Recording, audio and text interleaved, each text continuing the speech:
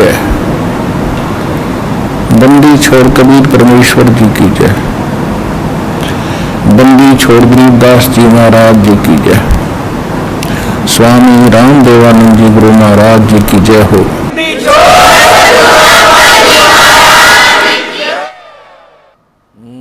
नमो नमो सतपुरुष को नमस्कार गुरु की नहीं। सुर नर मुनि जन साधुआं संतों सर्वस्ती नहीं। सतगुरु साहेब संत सब ढंडो तुम प्रणाम। आगे पीछे मत हुए तिनको जा कुर्बान। निराकार निर्विषम काल जाल वैभंजनम। निर्लेपम निज निर्गुणम अकल अनुबेशोन्दनम। सोहम सुरति समापतम सकल समाना निर्तलय। उज्ज्वल हिरंबर हरदमम बेपरवाह अथाह वार पारनी मध्यतम। ग्रीव जो सुमर सिद्ध होई गणनायक गलता ना। करो अनुग्रह सोई पारस पद परवाना। आदि गणेश मनाऊं गणनायक देवन देवा। चरण कमल लो लाऊं आदंत करूं सेवा। परम शक्ति संगीतम रिद्धि सिद्धि दाता सोई। अवगत गुण अतीतम सत्य पुरुष निर्मोही। जगदम्बा जगदीशम मंगल रूप मुरारी। तन मन अर्पों शीसम। सुर नर मुनि जन ध्यावे विष्णु महेश। शेष सहस मुख गावे पूज्य आदि गणेश। इंद्र कुबेर सरीखा वरुण धर्म राय ध्यावे। समर्थ जीवन जी का मन इच्छा फल पावे। 33 कोटि अधारा ध्यावे शेष 88। उतरे बहुजल पारा कट है यम की फांसी। 33 कोटि अधारा ध्यावे शेष 88। उतरे बहुजल पारा कट है यम की फांसी। कर जोरूं विनती करूं धरूं चरण पर शीश। गुरु जी राम देवानंद जी महाराज ने दियो नाम बख्शीश। कोटि कोटि सजदा करूं कोटि कोटि प्रणाम। चरण कमल में राखियो मैं बंदी जाम गुलाम। कुत्ता हूँ गुरुदेव का रामपाल दास का नाम। गले प्रेम की जेवड़ी जा खेचो जाऊं। तो करो तो बावड़ू दूर दूर करो तो जाऊं। जो राखो त्यों ही रहूं जो देवो सो खाऊं। जय इब कै सतगुरु मिले सब दुख आँखों रोए। चरणों ऊपर शीस धरूं कहूँ जो कहनी हो। कबीर साईं मिल लेंगे पूछेंगे कुशलात। आदि अंत की सब कहूँ अपने दिल की बात। गुरु जी तुम ना भूलियो चाहे लाख लोग मिल जाएं। हमसे तुमको बहुत है तुम जैसे हमको नहीं। अवगुण किए तो बहुत किए, करत न मानी हारे। बावे बंदा बख्श दियो, बावे गर्दन उतार।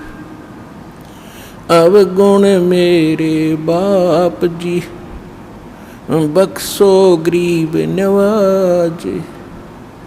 जो मैं पूत कुपूत हूँ, बहुर पिता को लाज। मैं अपराधी जन्म का, नक्सिक भरे विकारे। तुम दाता दुख भंजना, मेरी करो संवारे। सुरत करो मम साइया, हम हैं भव जल माही। आप ही बह जावांगे जो, तुम न पकड़ोगे बाँह। परमपिता परमात्मा पूर्ण ब्रह्म, सारी सृष्टि के रचनहार, सारी सृष्टि के मालिक, कुल धनी कुल के मालिक कबीर परमेश्वर जी की असीम रजा से आप सभी पुण्यात्माएं परमेश्वर की महिमा सुनने के लिए उपस्थित हुए। आपका सौभाग्य है, आपको ऐसे समय में मानुष शरीर प्राप्त है, और उससे भी अच्छी किस्मत आपकी है कि आपको ये तत्व ज्ञान और यथार्थ भक्ति विधि प्राप्त हो रही है। तो आपकी किस्मत का, आपके शुभ संस्कारों का कोई एस्टीमेट नहीं लगाया जा सकता। ना जाने आप किन किन जन्मों में आपने ये पुण्य संग्रह किए हुए। लखबर सूरा जो दही लखबर सांवत दे, लखबर यति जहान में तब सतगुरु शरणाले। तो आप ऐसी महान आत्माएं किसी न किसी युग में रहे हो। आपने परमात्मा के लिए बड़े बड़े सैक्रिफाइस किए हैं, आपने राज भी त्यागे हैं, आपने बहुत बड़ी कुर्बानियां दी हैं, तब आज आपको ये शुभ समय प्राप्त हुआ है। धन्य है आपके माता पिता जिनसे जन्म हुआ।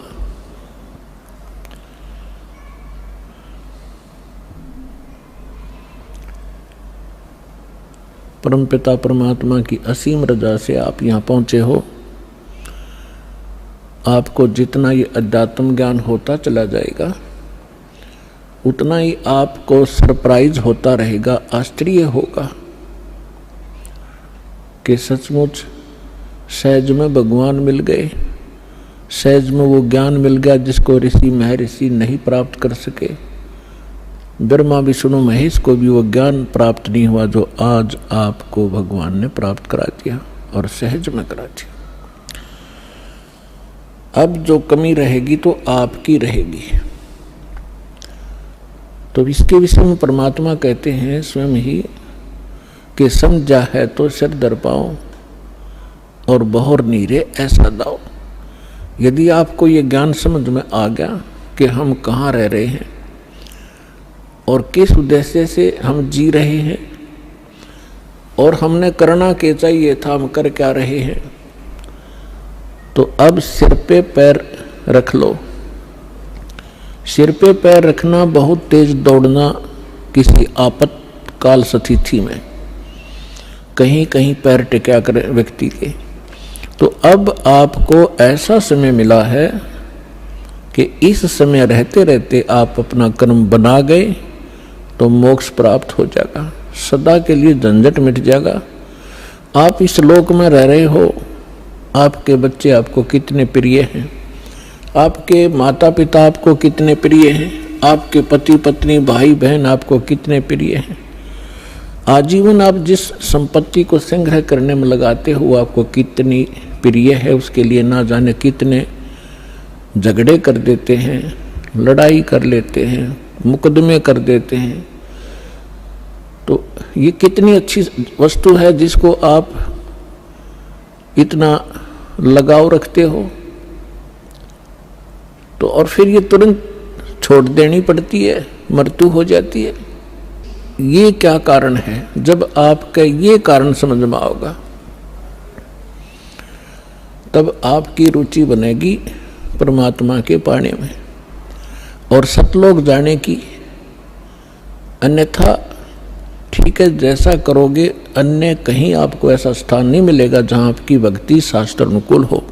और शास्त्र अनुकूल साधना करने से आपके इतने शुभ संस्कार बन जाएंगे, यदि पार नहीं हुए तो आप ना जाने कितनी बार तो देवता बनोगे इस भक्ति से। इतनी महत्वपूर्ण भक्ति है, इतनी कीमती है, इसकी इतनी वैल्यू है।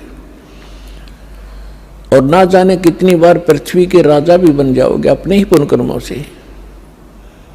और फिर उससे भी अधिक आप फिर कुत्ते गधे सुअर भी बनोगे। तो इस झंझट से छुटकारा पाने का अब समय आ गया है। अब इसको चूकना नहीं है। बुद्धिमान व्यक्ति हो, एजुकेटेड होगे, परमात्मा ने हर तरह से रजा बख्श रखी है, आपको शिक्षित किया, सदग्रंथों से दास को परिचित किया और फिर ऐसे इंस्ट्रूमेंट बना दिए कि आप घर बैठे देख सकते हो। अब भी कोई परमात्मा प्राप्ति नहीं कर सकेगा, सतलोक जाने की इच्छा जिसकी नहीं बनेगी, तो फिर वो मनुष्य के शरीर में पशु ही है, मनुष्य नहीं है। इस ऐसा ज्ञान परमात्मा ने आपके रूबरू करा दिया है। जिस दिन आपकी सही रुचि बनेगी, ये ज्ञान समझ में आओगा, आपको इस लोक की कोई भी वस्तु अच्छी नहीं लगेगी। इंद्र दा राज काग दा बेस्टा, स्वर्ग के राजा की गद्दी भी आपको ऐसी बुरी दिखाई देगी जैसे काग की बींट होती है, टट्टी होती है।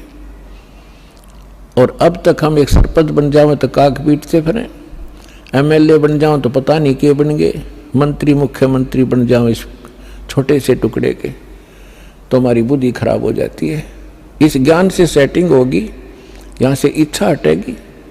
आपने देखे होंगे मुख्यमंत्री हेलीकॉप्टर से जा रहे थे, आगे उनके स्वागत के लिए माला लिए खड़े थे, रास्ते में क्रैश हो गया हेलीकॉप्टर और उस भगत जी के हड्ड भी ना पाए कि 3 दिन तक। तो खाक है यह जीवन। तो आपने गहराई से सोचना पड़ेगा। ये कोई डूम बाट के गीत नहीं है, परमात्मा का बता आध्यात्मिक मार्ग है। और परमात्मा कहते हैं ये कहन सुन की बात नहीं है, ये कर पाड़ने की। पुण्यात्माओं, आपको आज के सत्संग में सुबह सुनाया था कि परमात्मा स्वयं आते हैं यथार्थ ज्ञान बताने के लिए और अपनी प्यारी आत्माओं को, अच्छी आत्माओं को मिलते हैं। गोता मारो स्वर्ग में जा बैठूं पाताल, गरीब दास ढूंढता फिरूं अपने हीरे मोती लाल। कबीर साहब गरीबदास साहिब जी को मिले, सतलोक में लेकर गए, जहाँ से हम आए हैं, जहाँ हमारा निज स्थान है, जहाँ हमारे पिता रहते हैं। और वो परम पिता फिर वापस छोड़ के गए उनको इस पृथ्वी पर। आंखों देखा वो वहाँ का नज़ारा, वो दृश्य, सारा दृश्य।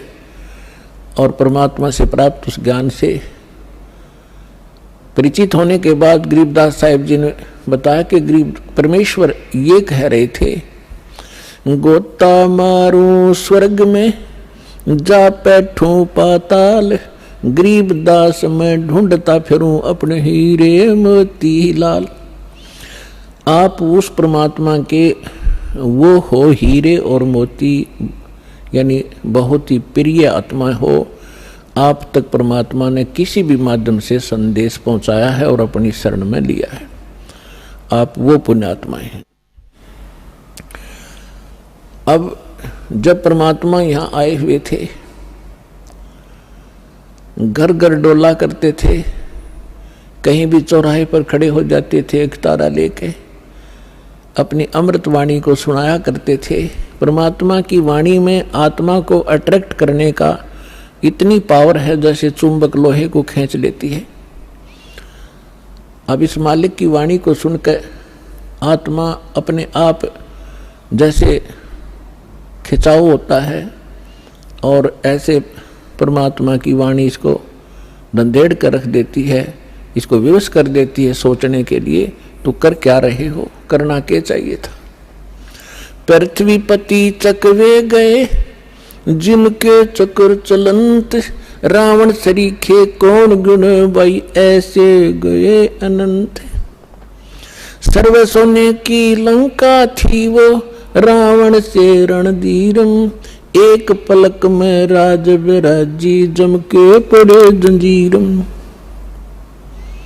सुखदेव ने 84 भुगती बना पजावे खरवो, तेरी क्या बुनियाद प्राणी तू पेंडा पंथ पकड़वो।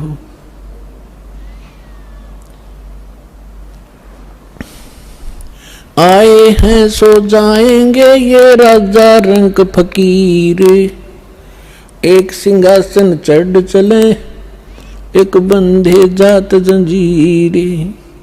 कबीर हरि के नाम बिना ये राजा रस बहो, माटी लदे कुमार के भाई घास न डाले कोई। पुण्यात्माओं, ये भगवान की बताई वाणी दास बोल रहा है, जो परमेश्वर स्वयं आकर बोलते हैं। जैसा गीता अध्याय नंबर 4 के श्लोक नंबर 32 में आपको प्रमाण बताया था कि गीता ज्ञानदाता कहता है कि वो परमात्मा स्वयं आकर अपने मुख कमल से जो ज्ञान देते हैं वो तत्व ज्ञान है। और उस ज्ञान में वो विशेष जानकारी है आध्यात्मिक यज्ञों की, यज्ञ माने धार्मिक अनुष्ठानों की, और उसको तत्वदर्शी संत ही बता सकते हैं उस परमात्मा के उस तत्व ज्ञान को। तो ये वो तत्व ज्ञान की वाणी है जो भगवान ने बता रखी है। अब हम ये समझें, क्योंकि हमने समय पर अब मनुष्य जीवन में मनुष्य जीवन जैसी ही सुविधा प्राप्त होती है, कुत्ते के जीवन में कुत्ते वाली ही सेटिंग होएगी। तो अब हम ये भूल जाते हैं कि उस समय पर खाना मिल जाता है, जब चाहे चाय पी लें, जब चाहे दूध पी लें, हैं, भूख लगे खाना खा लेते हैं। और जब ये शरीर छूट जाएगा, क्योंकि ये मिला इसलिए था, ऐसी सुविधाएं और ऐसी बुद्धि दी थी कि आप इसमें परमात्मा पाने का प्रयत्न करें। और यदि परमात्मा नहीं प्राप्त करते हैं, भक्ति ना करके और बकवादों में जीवन व्यर्थ कर जाते हैं, तो फिर परमात्मा बताते हैं कि राजा भी जब गधा बनेगा तो आम जीव की अब क्या बुनियाद है, क्या औकात है, सहज में समझ आ जाना चाहिए। फिर क्या बताते हैं परमात्मा, कबीर हरि के नाम बिना ये नार कूतिया हो, गली गली भौंकत फिरे भाई टोक न डाले कोई। परमात्मा की भक्ति के बिना राजा की रानी भी कहते हैं कुतिया की योनि प्राप्त करती है। फिर बताते हैं, कबीर बीबी पड़दे रहे थी डोडी लगे थी बार, गात उगाड़े फिरती हैं वो बन कुतिया बाजार। वो पर्दे की सुंदरी सुनो संदेशा मोर, गात उगाड़े फिरती हैं वो करें सरायों शोर। नक बेसर नक पे बनी पैरें थी हार हमेल, अब सुंदरी से कुतिया बनी भाई सुन साहेब के खेल। बीबी पर्दा रह थी इन राजाओं की रानियां, बड़े बड़े घरों की बहू बेटियां, इन मायाधारियों को हम बड़े मानते रहे। बड़े बड़े घरों की बहू बेटियां पर्दों में रहा करती थी, राजा की रानियों पर्दों में रहा करती थी, आगे उनके चौकियां लगा करती थी, कोई भी गैर व्यक्ति वहां फटक ना जा, और उसमें वो अपनी इज्जत माना करते थे। अब परमात्मा कहते हैं बीबी पर्दा रह थी और डोडी लगे थी बार, बार माने गेट का आगे चौकी पहरेदार खड़े रहा करते थे, और गात उगाड़े फिरती हैं वो बनकुतिया बाजार। वो पर्दे की सुंदरी और सुनो संदेशा मोर, अब गात उगाड़े फिरती हैं वो करें सरायों शोर। नक बेसर नक पे बनी वो पैरें थी हार हमेल, और सुंदरी से कुतिया बनी, कैसा स्वरूप बिगड़ गया। और सुन साहेब के खेत। अपने आत्मा ये बातें कोई कहने और सुनने तक सीमित नहीं रखनी है, इनको अपने हृदय में जचाना है और इस पे बहुत विवेचन करना है। परमात्मा ने ये शब्द क्यों कहे। विचारणीय विषय है कि जो बड़े घरों की बेटियां बहुएं, उनको घर से बाहर जाना अलाउड नहीं था, उनकी इज्जत का नाश हुआ था। और जिस कारण से वो सत्संग और संत के विचारों से वंचित रही, जब वो रानी थी, सुंदर गहने पहना करती थी, आभूषण पहना करती थी, काजू किशमिश और बादाम युक्त हलवे और खीर खाया करती थी, क्योंकि उनके पूर्व जन्म की कमाई शुभ संस्कार उनके साथ थे।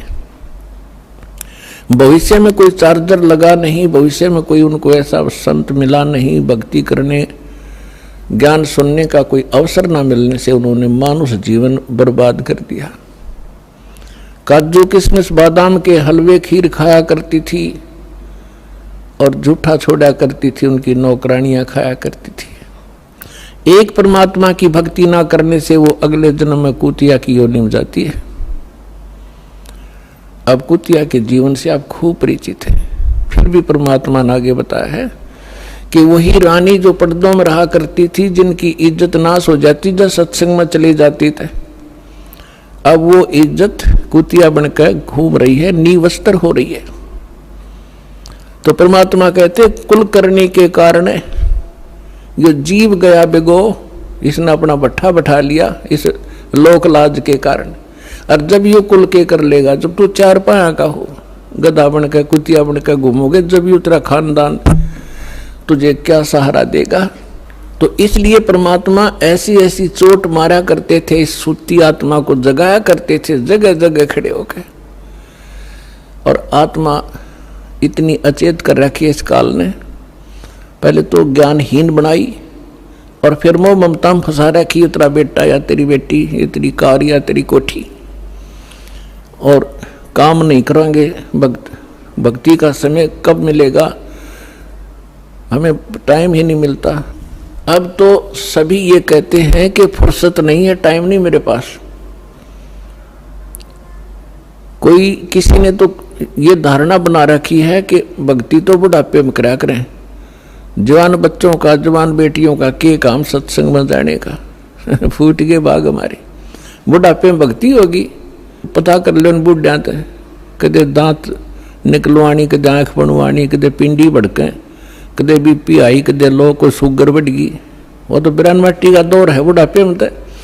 अगर पहले से ही भक्ति शुरू करेंगे तो बुढ़ापा भी हमारा रोग रहित, परमात्मा की शक्ति साथ रहेगी, तब वो ठीक रहेगा।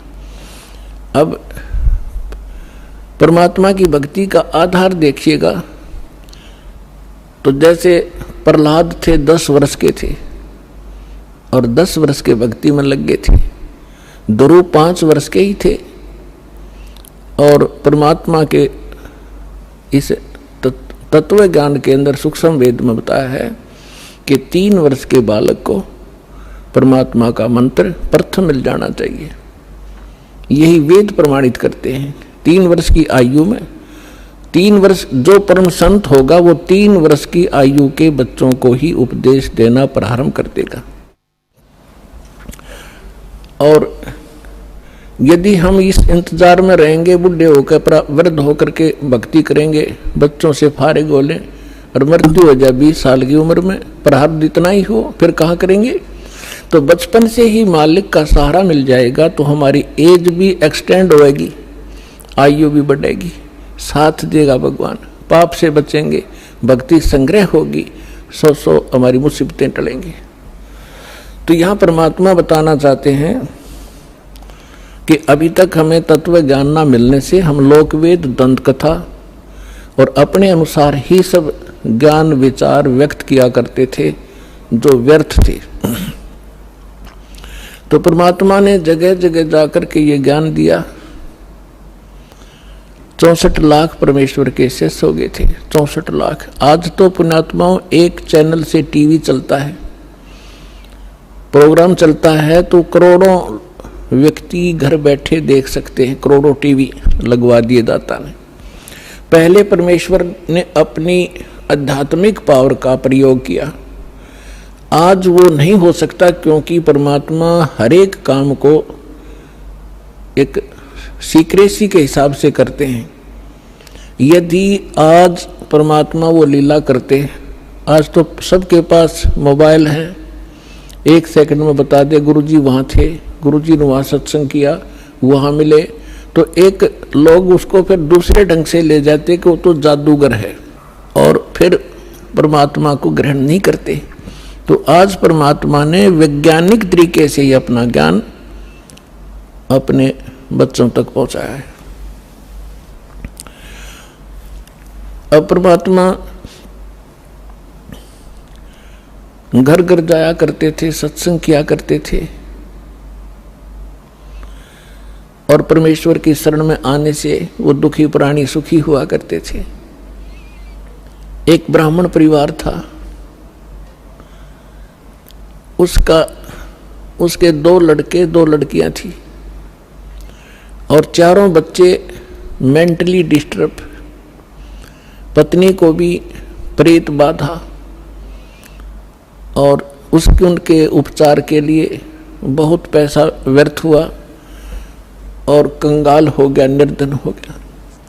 रिलेटिव्स भी, उस नाती भी, रिश्तेदार भी उससे नफरत करने लगे। और उन्होंने एक रामानंद नाम के, स्वामी रामानंद जी काशी के एक प्रसिद्ध संत थे, उनसे भी दीक्षा ली और उनसे भी ट्रीटमेंट, अपना समाधान चाहा। उसी समय परमेश्वर आए हुए थे, एक शिशु रूप धारण करके प्रकट हुए थे। काशी शहर के लहर तारा नामक एक सरोवर के ऊपर कमल के फूल पर अपने सतलोक से आकर बालक रूप धारण किया था। नीरू और नीमा नाम के 2 निसंतान पति पत्नी थे, वो परमात्मा को घर ले गए थे। वहाँ उनकी परवरिश कुंवारी गाय के दूध से हुई थी। धीरे धीरे बड़े हुए तो वो वही व्यवसाय जो नीरू किया करता था, जुलाहे का काम करने लगे, और साथ में अपना जिस उद्देश्य को लेकर आए थे वो प्रचार भी किया करते थे। इसी दौरान परमात्मा ने एक लीला की थी, वो अलग कहानी है, फिर से सुनाएंगे। अब इतना ही सुनाएंगे कि स्वामी रामानंद जी और परमेश्वर कबीर जी की गोष्ठी हो रही थी,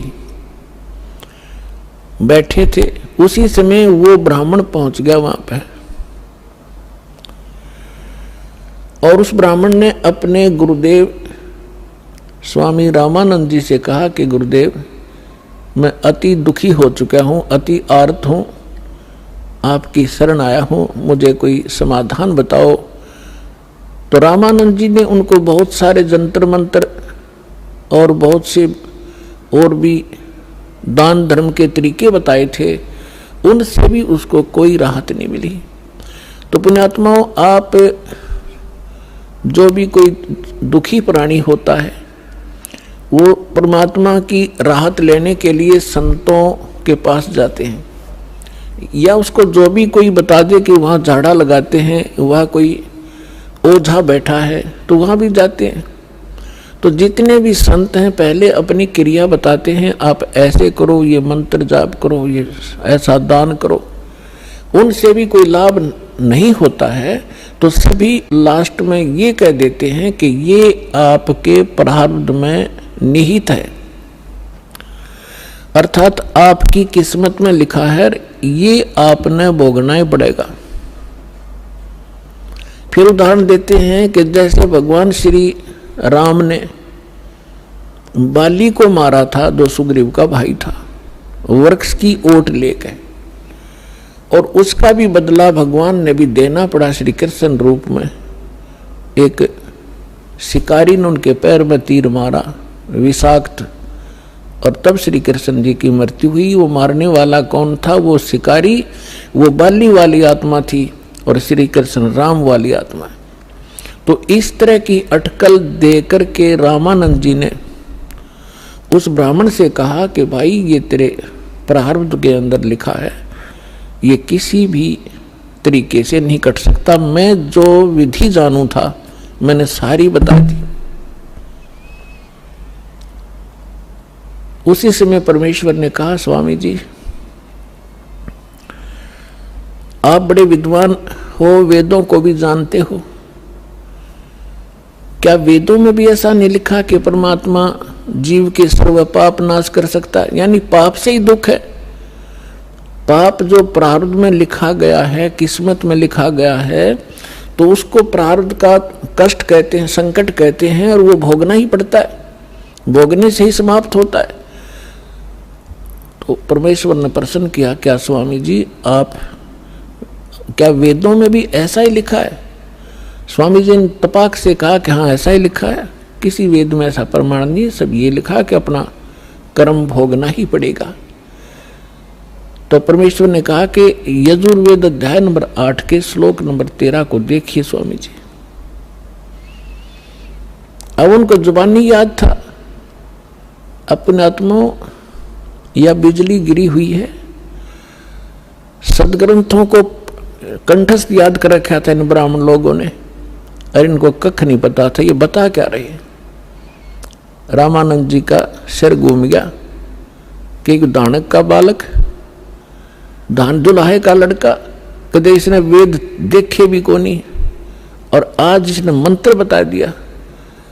104 साल के उसमें परमात्मा के उनके जीवन में, लीला में जीवन जो परमात्मा शरीर में दिखा रहे थे, 99 वर्ष का अंतर था, 99 वर्ष बड़े थे परमात्मा से, और सारा जीवन ही उन्होंने वेद और गीता पुराणों के अध्ययन में बिताया था। तो परमेश्वर ने कहा, कबीर साहब ने कहा, स्वामी जी यदि प्रारब्ध का कष्ट भोगना ही पड़ गया तो भक्ति की क्या आवश्यकता है फिर? अगर किसी के संस्कार में दुख है और दुख है भोगना ही पड़ेगा, फिर भक्ति ने शर्म में मारेंगे, क्या आवश्यकता है इस भक्ति की? कौन करेगा भक्ति? क्या आवश्यकता परमात्मा की? वो भक्ति इससे हटकर है, और वो मंत्र मेरे पास है। अपने आत्माओं जो दुखी व्यक्ति है उसको तो संकेत चाहिए। उसने तभी पूछा कि आप कौन हो भाई? ए भगत जी आप कहाँ रहते हो? अब वो लाल कपड़े पहन रखे, सारी उम्र संस्कृत बोली, उसने तो महाराज जी समझ रहे, और परमात्मा बैठे एक सिंपल वेशभूषा में। उसने न्यू कहा, भगत जी कहाँ रहते हो आप, आपका कहाँ ठिकाना है? परमात्मा ने बताया, भाई मैं दानक हूँ, दुल्हा हूँ, और नीरू का पुत्र हूँ, ऐसे ऐसे हमारी चौपड़ी वहाँ रहा करूँ। अब परमात्मा ने ये बताना इसलिए अनिवार्य समझा कि जैसे न भगवान चाहिएगा तो आ जाएगा, और जब ब्राह्मण पने में होगा, क्यों उसमें छुआछूत बहुत गणी थी, तो अपना भाई चला जाएगा। तो परमात्मा तो जा लिया श्याम ने साथ साथ। अक महाराज मैं घना दुखी हो गया। तो वहां जब परमात्मा के पास गए, और भी बहुत से आर्त व्यक्ति बैठे थे, और वो आपस में चर्चा कर रहे थे कि मैं इतना दुखी था, परमात्मा से नाम लिया, अरे भगवान आए हैं, ये परमात्मा है, तुम इसको दुल्हा मत समझो, दानक नहीं है। अब जिसके कांटे से निकल रहे वह क्यों कर कहीं सिंपल मैन है। तो उस व्यक्ति वो पहुंचा वहां पर ब्राह्मण, जब वो और भक्त बैठे बतला रहे थे, भगवान आए, जब सत्संग का आयोजन था उनके साथ दूसरे साथी बाहर मैदान में, तो उस ब्राह्मण का कुछ दिल डटया, जब ये सारे भगत कह रहे हैं तो कुछ बात बनेगी। तो परमात्मा के आशीर्वाद मात्र से परमात्मा ने कहा, भाई अपने सारे बच्चों को ले आ। उसने सारा दुख बताया, उनको दीक्षा दिला। तो उसने सोचा पहले अपने लड़कों को ले चलता हूँ, क्योंकि इज्जत और बेइज्जती हमारा साथ लटक रही है, घर में कह टूट रहा। दोनों लड़कों को ले आया। परमात्मा ने दीक्षा दी, बेटा भक्ति करोगे ना जब बात बनेगी। केवल आशीर्वाद से भी सुख दे देते, लेकिन वो तो एक का दुख टला, आगे जीवन में पता नहीं कितने दुख है आपके। परमात्मा ने नाम दिया। दोनों बच्चे ऐसे स्वस्थ हो गए जैसे कदे दुख था ही नहीं। अपने आप उठ के गए, उन्हें लाया था बैठा बैठा कर, तो उनको एकदम खुशी की लहर आ गई। फिर अपनी बेटियों को, पत्नी को, सबको नाम दिलाया। परमात्मा के आशीर्वाद से सब ठीक हो गए, स्वस्थ हो गए कुछ ही दिनों में। और फिर घर का काम भी उसका बहुत अच्छा चलने लगा। अब वो जहां भी जिसने मिला है उसी को कहे कि भगवान आए हैं, चलो वहां पर परमात्मा आ रहे हैं। जुलाहों की कॉलोनी में भगवान उतर रहे हैं, पर उसकी कौन सुने? ब्राह्मण। तो पुण्यात्माओं, एक समय एक सर्वानंद नाम के ब्राह्मण थे, और उसने चारों वेदों, 18 पुराणों, गीता, इन सभी को कंठस्थ याद कर रखा था। और उसने अपने वक्त के सभी ब्राह्मणों को, सभी विद्वानों को शास्त्रार्थ में पराजित कर दिया। तो उसके मन में एक धारणा आई कि मैं अपना नाम सर्वानंद की जगह सर्वाजीत रखवाऊंगा, अपनी मां से कहता हूं। उसने सभी को हरा दिया। उधर से वो ये विचार कर रहा था। दूसरी ओर क्या हुआ कि उसकी माता, जो सर्वानंद की माता जी थी, उसका नाम शारदा था, ब्राह्मणी, और वो भी ऐसे ही अपने प्रारब्ध के कर्म को भोग रही थी। अब ब्राह्मण होने के नाते, और अब उसका पुत्र विद्वान, जिसने सब विद्वानों को पराजित कर दिया, अपने पुत्र से भी सारे जंतर मंत्र, जो भी गायत्री मंत्र वगैरह अनुष्ठान बताए बेटे ने, वो भी कर लिए। और भी जिसने भी जहां कोई महापुरुष संत तपस्वी बताया वहां भी चली गई, लेकिन उसको कोई राहत नहीं मिली। बहुत बुरी बेचैनी रहे, ना भूख लगे, चारपाई पकड़ रखी, अस्थि पिंजर शेष दिखाई दे। गुजरती एक परमात्मा की शिष्या, एक बहन ब्राह्मणी, एक बहन चली गई, ब्राह्मणी नहीं, वैसे एक बहन चली गई किसी कामवश, अन्य जाति की, श्रवण जाति की।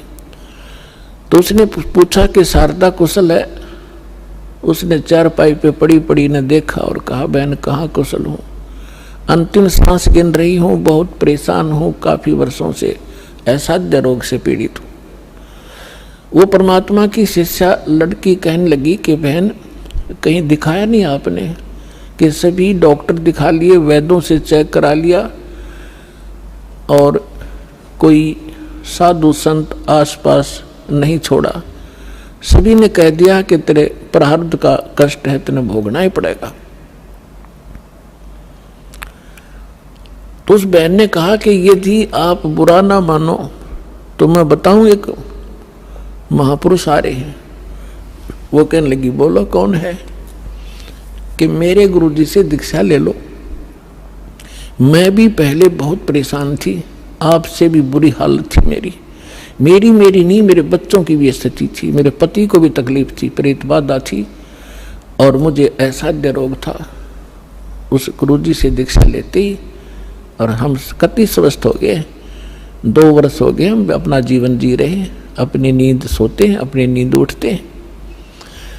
तो बैठ गई शारदा कि भाई आज कुछ आशा की चिंगारी नजर आ रही है।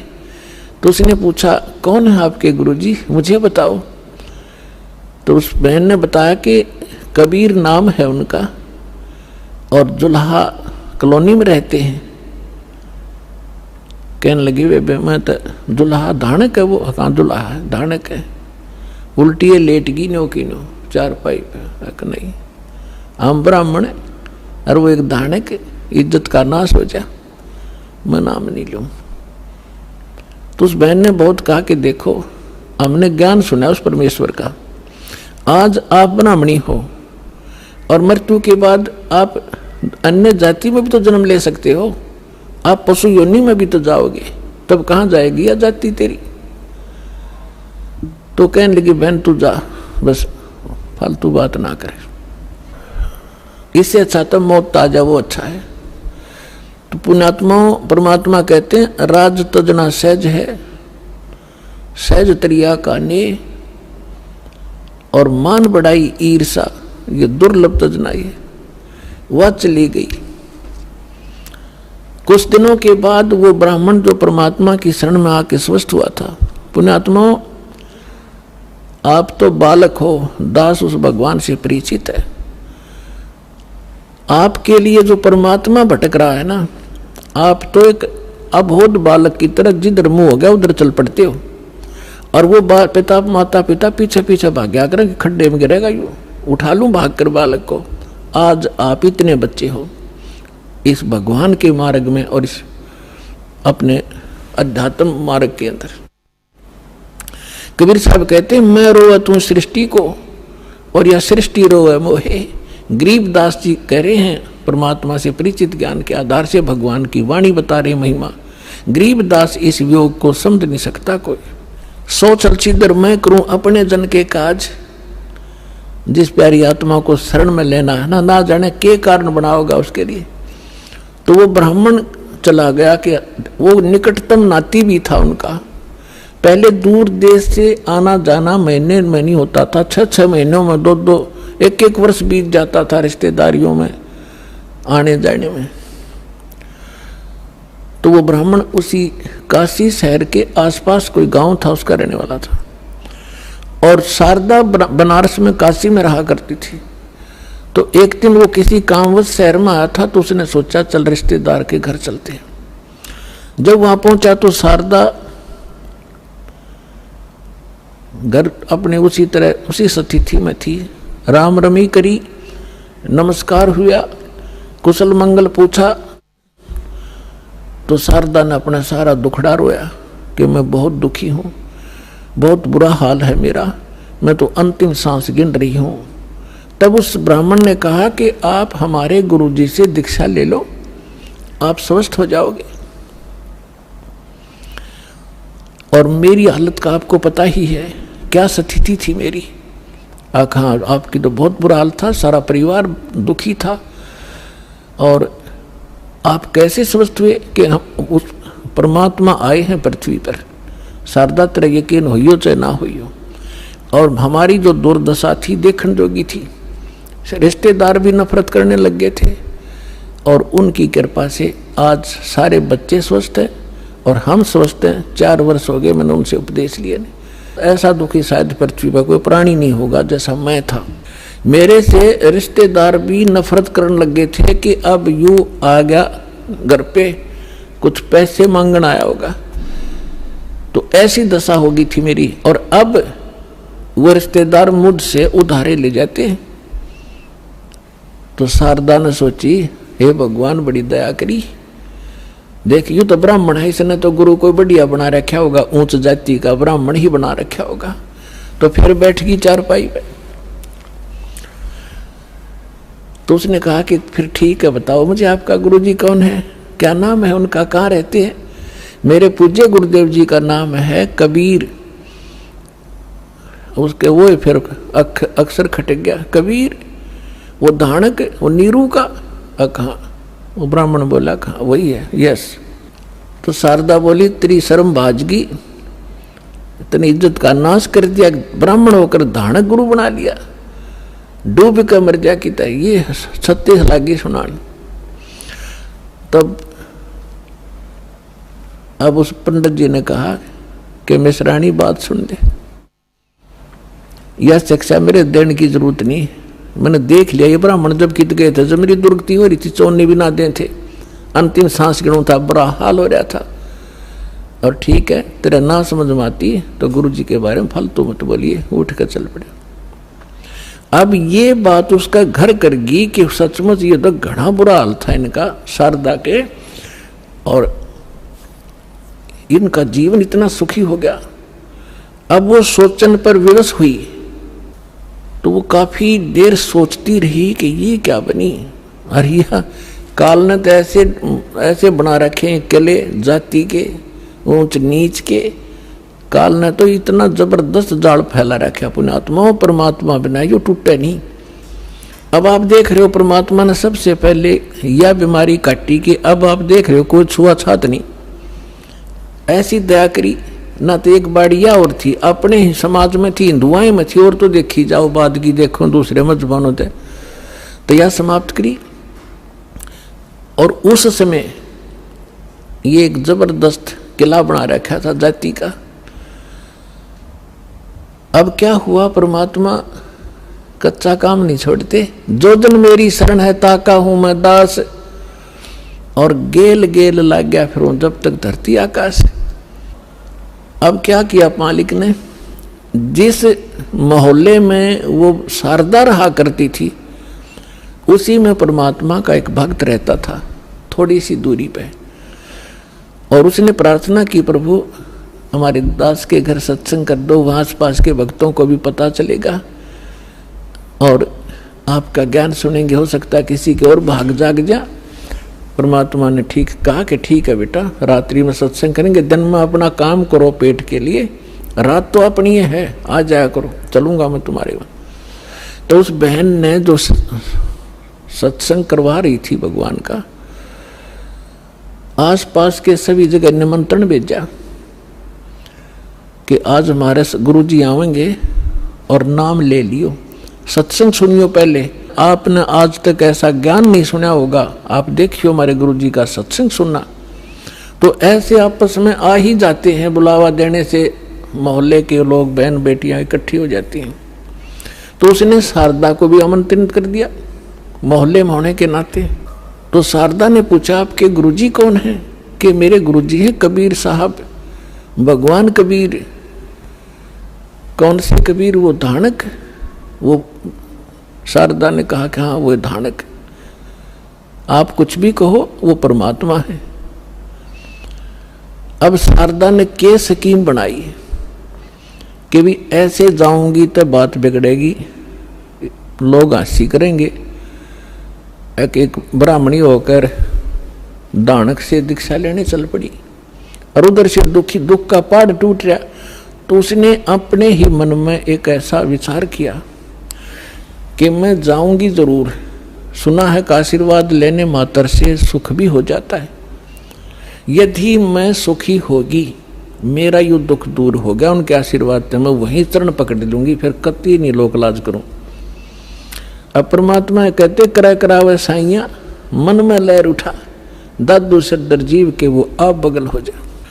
तो पहले रात्रि का समय था, पहले एक जोत जलाया करते देसी घी की, वही तो हवन का काम कराया करती, और वही रोशनी का वहां चांदना उसी से बनाया करते थे। एक जोत जला रखी देसी घी की, उससे आंगन में थोड़ा सा टमटमाती सी रोशनी थी। अब सभी बहन भाई आ रहे थे, एक साइड बहन बैठ रही थी, एक साइड भक्त बैठ रहे थे, बीच में रास्ता था, सामने भगवान बैठे थे आसन पर। अब शारदा आई, मुंह पर घूंघट काट के, उसने ये सोचा था कि ऐसा घूंघट काट के औरतों में जाकर बैठ जाऊंगी, प्रणाम कर जैसे वो क्रिया करेंगे और मुझे कोई पहचानेगा नहीं। अब जो ही सभी बहन आ रही थी, भगवान के चरण ले रही थी और बैठती जा रही थी। अब वो आगी शारदा भी मुंह ढके आवे थी, परमात्मा के चरण छुए, मालिक ने सिर पर हाथ रखा और कहा सर्वानंद की माँ ब्राह्मणी पंडितानी, आज दानक के पास कैसे आना हो गया तेरा? और परमात्मा ने हाथ रख के उठाया भी नहीं था, उसका सारा रोग जो कष्ट था, जो संकट था, वो कति स्वस्थ होगी जैसे दुख कदे था ही नहीं।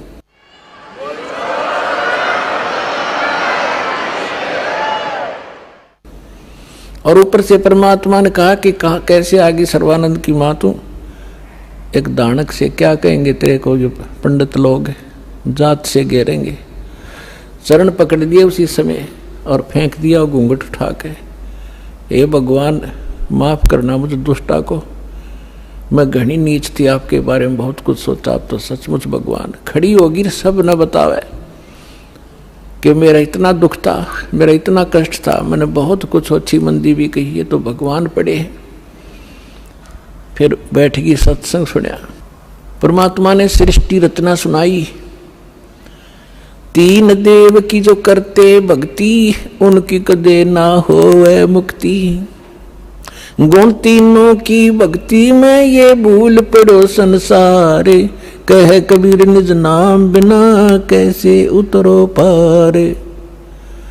अब शारदा को जितना ज्ञान था राम और कृष्ण, विष्णु और शंकर का, ब्रह्मा जी को तो हम भक्ति करते ही नहीं थे, श्री विष्णु जी और भगवान शंकर की तो हम खूब भक्ति कराया करते। अब सारी सृष्टि रचना सुनाई और ऐसा दुख टल गया उस समय तो सारी स्वीकार करे थी ना, तो अग्रम अग्रम भी करे वो थोड़े बहुत हुआ, तो वो भी मालिक ने पहले उसका समाधान कर दिया और सारी सुने थी, सारी हृदय में समावे थी। लगातार उसने आसपास जहां भी सत्संग परमात्मा का होता था वह सारे जान लागी और उसको काफी ज्ञान हो गया। एक दिन क्या हुआ, उसका लड़का जो सर्वानंद था उसने अपनी माँ से कहा कि माँ, मैंने इस आसपास के सभी विद्वानों को शास्त्रार्थ में पराजित कर दिया है, अब मैं चाहता हूं कि मेरा नाम सर्वानंद से बदलकर आप सर्वाजीत रख दो। तो माँ ने कहा कि बेटा अच्छी बात है, तेने विद्वानों को जीत लिया, बड़ी अच्छी बात है, लेकिन सर्वानंद भी तो अच्छा नाम है, इसमें क्या दिक्कत है। तो उसने कहा माता जी ऐसा है ना, अब सबको अपने आप पता लग जाएगा कि इसने सबको पराजित कर दिया, सब पर विजय प्राप्त कर लिया, इसलिए मैं अपना नाम सर्वजीत रखवाना चाहता हूं। उसकी मां बोली बेटा ठीक है, नाम तेरा बदल दूंगी, लेकिन एक विद्वान और है, उसने पराजित और कर दे। तो वो कहने लगा बताओ बताओ कौन है। कि मेरे गुरुजी हैं और कबीर नाम है उनका, और जुलाहे की कॉलोनी में रहते हैं। कहने लगे वो अच्छा, फिर अकमाता आपने बड़ा विद्वान खोजा, उसको संस्कृत भी ना आती, वो क्या जाने सदग्रंथों के बारे में। और उसकी माँ बोली बेटा देख ले, यदि मेरे से इतना नाम बदलवाना है तो उस विद्वान को इतना पराजित करवाना पड़ेगा, करना पड़ेगा, ऐसे नहीं मानूंगी। उससे लिखवा के लाना और उनका अंगूठा लुआ के लाना, एक दो गवाह भी हों साथ में। अब सर्वानंद तो चल पड़ा, माँ का आदेश पाते ही चलता हूं। अब जून का महीना, उत्तर प्रदेश, खड़ी धूप पड़े, उधर से परमात्मा कबीर जी की एक मुंह बोली बेटी थी कमाली, वो एक मृतक जीवित की थी किसी शर्त पे, किसी कारण से, किसी सर्कमस्टांस के से। और वो लड़की फिर अपने पिता को छोड़कर परमेश्वर के साथ, अपने वास्तविक पिता के साथ रहा करती थी, युवा हो गई थी। तो वो लड़की दोपहर के समय कुएं पर जल लेने गई हुई थी बटका भरण खातिर।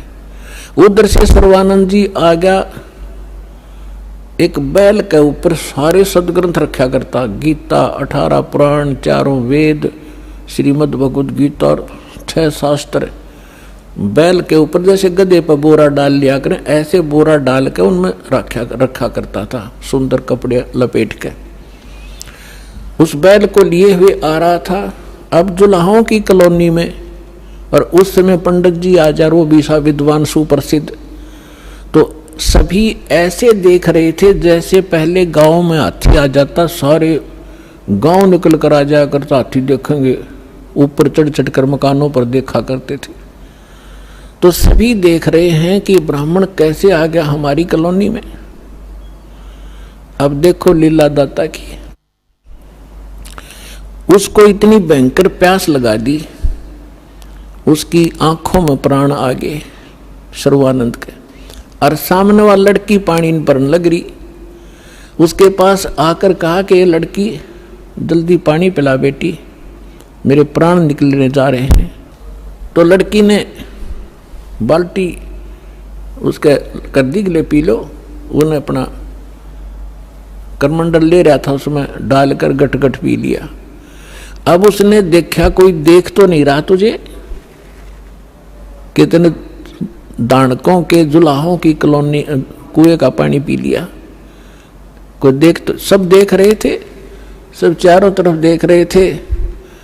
तो उसने अपनी इज्जत बचाने के लिए लड़की को डांटा कि ये लड़की ये किस जाति का कुआं है। तो लड़की ने कहा जी दानकों की कॉलोनी में तो दानकों का कुआं हुआ कर, ब्राह्मणों का नहीं हो सकता। ये तूने पहले क्यों नहीं बताया मुझे? पंडित जी पानी पी कर जात नहीं पूछा करते, तू पहले पूछता। जब तक तेरे पसीने आ रहे थे तेरी जान जाने वाली थी, अब तुझे जाति दिखाई देती है। मर जाता 2 मिनट तुझे पानी नहीं मिलता तो फिर कहता है बेटी छोड़ इन बातों को, यहां कबीर कहाँ रहता है? तो लड़की ने कहा कि कबीर का घर शिखर में सतलोक में रहता हो, जहां से ले ली गैल और पाँव न टेके पपील के, तू पंडित ला दिया बैल। लड़की ने कहा कि तुझे कबीर चाहिए, वो कबीर सतलोक में रहता है गगन में, और जहां तक चिट्टी का पैर नहीं टिक सकता तू इन पोथियों से जाएगा वहां कबीर से मिलने। तो कहने लगा ए लड़की गणी ना बोला है, यूं बता यहाँ कहाँ रहता है इस कॉलोनी में वो? लड़की बोली आ जाओ मेरे पीछे पीछे, मैं उन्हीं की बेटी हूँ। अब लड़की मटका उठा के चल पड़ी, सर्वानंद बैल आके पीछे पीछे। लड़की थोड़ी आगे चली गई और जाकर कहा पिताजी एक ब्राह्मण आवा है, सारे पोथे लिए, आपको पूछ रहा है, आपके साथ अवश्य कोई वाद विवाद करेगा। परमात्मा ने कहा बेटा कोई बात नहीं, ज्ञान की चर्चा तो होनी चाहिए, अच्छी बात है, उसको बुला लो अंदर। वह लड़की बाहर आई और कहा सर्व आओ जी आ जाओ, पिताजी अंदर हैं आ जाओ। तो सर्वानंद बाहर खड़ा हो गया और कहा ले लड़की ये मेरा लोटा ले जा, पानी का भरवा दिया कि एक पानी का मेरा लोटा भर दे। बाहर खड़ा खड़ा लड़की ने पानी का लोटा भर दिया और कहा इस लोटे को जाके कबीर को दे दे और इसका क्या उत्तर दे फिर मुझे बताना बाहर आकर के। अब लड़की उस लेकर उस लोटे को भरे हुए को और धीरे धीरे परमात्मा के पास गई और कहा पिताजी एक वो ब्राह्मण युग ने ऐसे ऐसे कहा है कि ये लोटा दिया है, कहा कि इसका उत्तर दें वो मुझे बताना इस जल को। और इतना भर दिया कि वो पानी लबालब भरा हुआ था उस लोटे के ऊपर तक, उसमें जरा सा भी पानी डाल दे तो बाहर जावे, इतना फुल भर के दे दी। परमात्मा बोला ठीक से बेटी। परमेश्वर ने एक बड़ी सुई थी, वह सुई उठा के लोहे की और उस लोटे में डाल दी, कुछ पानी बाहर निकल गया और कहा जा सर्वानंद को दे दे बेटा।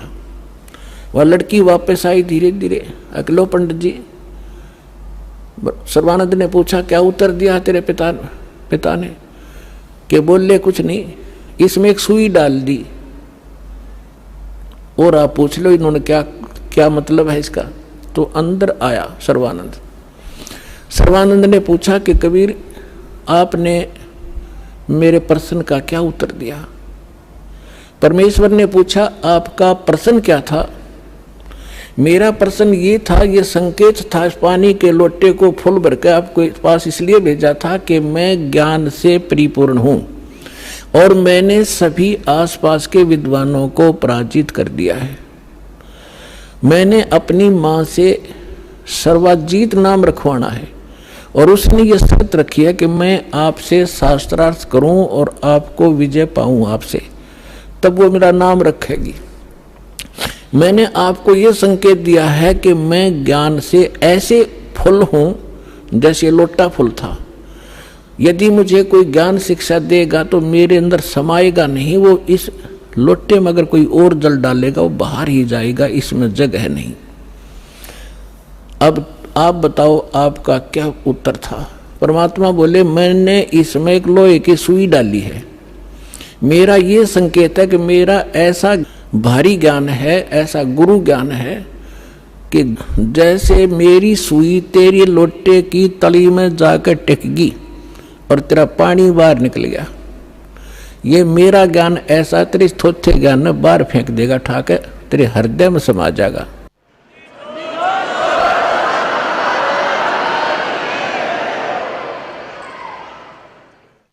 और ज्ञान सब ज्ञानड़ी, कबीर ज्ञान सो ज्ञान, जैसे गोला तोब का वही करता चले मैदान।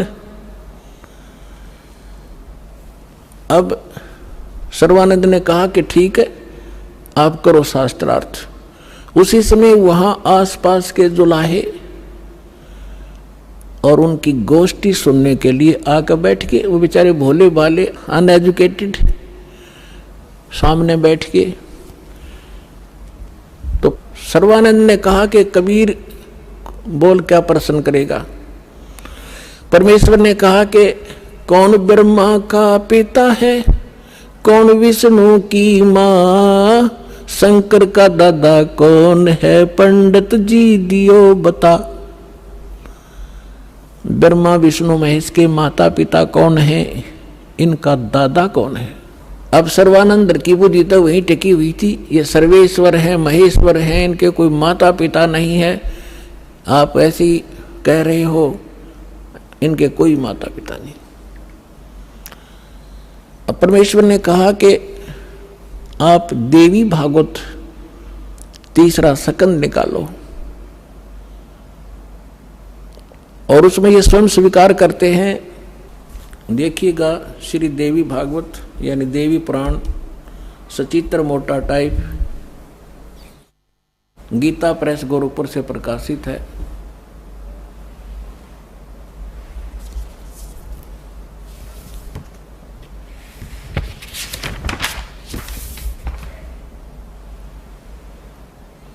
संपादक है हनुमान प्रसाद पोदार, चिमनलाल गोस्वामी।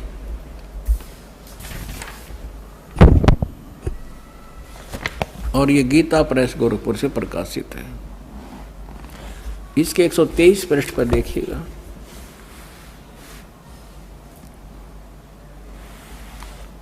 तीसरा स्कंद। विष्णु भगवान विष्णु जी अपनी माता दुर्गा की स्तुति करते हुए कहते हैं, तुम शुद्ध स्वरूपा हो, ये सारा संसार तुम इसे उद्भासित हो रहा है। मैं ब्रह्मा और शंकर हम सभी तुम्हारी कृपा से विद्यमान हैं। हमारा तो आविर्भाव माने जन्म और तिरोभाव माने मृत्यु हुआ करता है। हमारा तो जन्म मृत्यु होता है, केवल तुम ही नित्य हो, जगत जननी हो, प्रकृति और सनातनी देवी हो। भगवान शंकर बोले, देवी यदि महाभाग विष्णु तुम्ही से प्रकट हुए हैं तो उनके बाद उत्पन्न होने वाले ब्रह्मा भी तुम्हारे ही बालक हुए। फिर मैं तमोगुण लीला करने वाला शंकर क्या तुम्हारी संतान नहीं हुआ? अर्थात मुझे भी उत्पन्न करने वाली तुम ही हो। शिवे संपूर्ण संसार की सृष्टि करने में तुम बड़ी चतुर हो। इस संसार की सृष्टि स्थिति और संहार में तुम्हारे गुण सदा समर्थ हैं। उन्हीं तीनों गुणों से उत्पन्न हम ब्रह्मा विष्णु एवं शंकर नियमानुसार कार्य में तत्पर रहते हैं। अब पंडित जी तो साथ ले रहा था, सारे पोथे निकाल कर देख लिया, पढ़ भी लिया।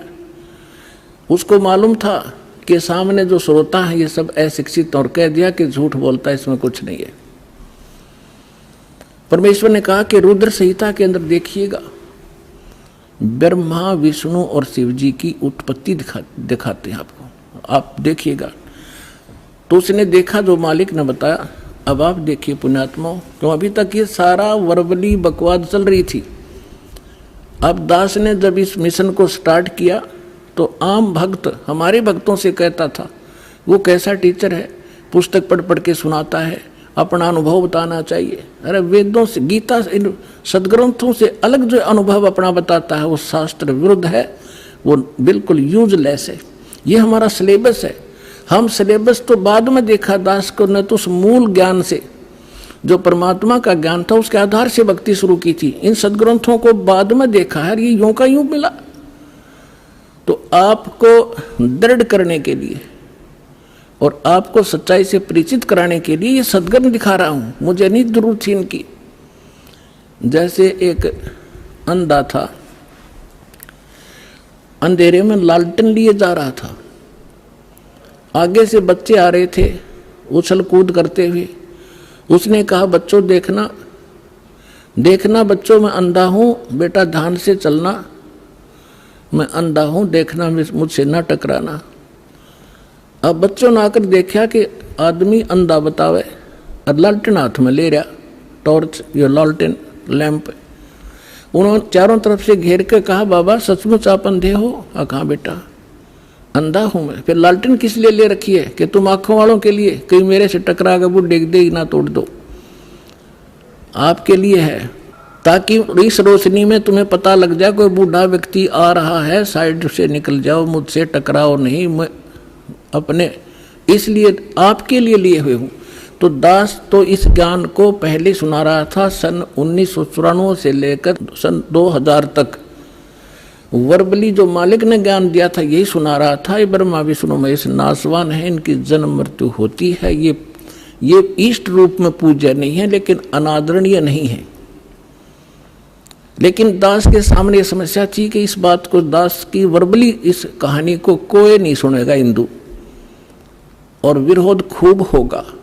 तो अर्ज करी थी दाता ने कि आपका ज्ञान सत्य है दाता, कभी गलत नहीं हो सकता। यदि इन सदग्रंथों में मिल जावे, वेद गीता और पुराणों में, तो आपके बच्चे आपको पहचानने में देर नहीं लाओगे।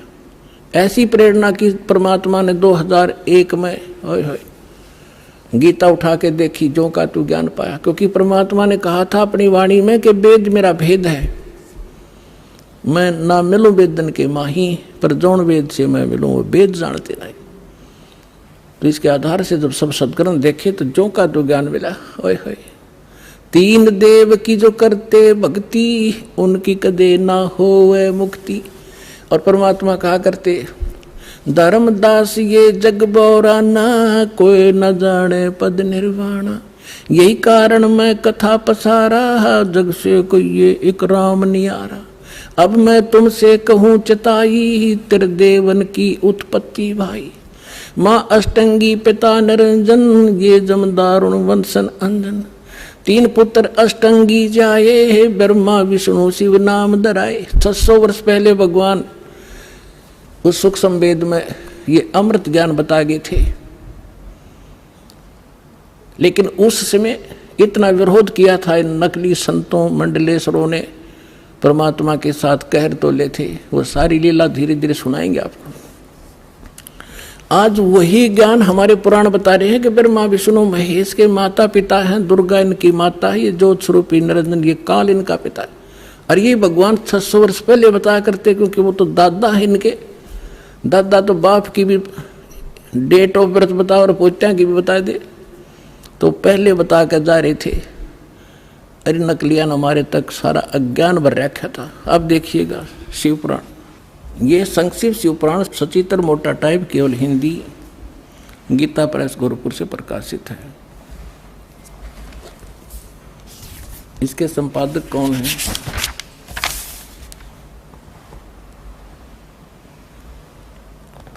हनुमान प्रसाद पोदार, और ये गीता प्रेस गोरखपुर से प्रकाशित है।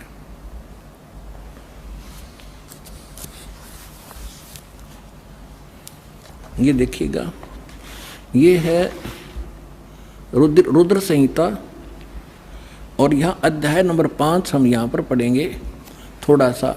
अपने पुत्र नारद की यह बात सुनकर लोक पितामह ब्रह्मा वहाँ इस प्रकार बोले।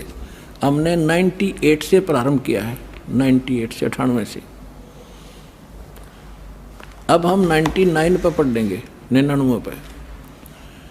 ब्रह्मा जी ने, नारद जी ने ब्रह्मा जी से पूछा था। ब्रह्मा जी कहने लगे, ब्रह्मा जी ने कहा, ब्रह्मन देव शिरोमणे, तुम सदा समस्त जगत के उपकार में लगे रहते हो। तुमने लोगों के हित की कामना से बहुत उत्तम बात पूछी है। जिस समय समस्त चराचर जगत नष्ट हो गया था, सर्वत्र केवल अंधकार ही अंधकार था, न सूर्य दिखाई देता था न चंद्रमा, अन्य ग्रहों का भी और नक्षत्रों का भी पता नहीं था।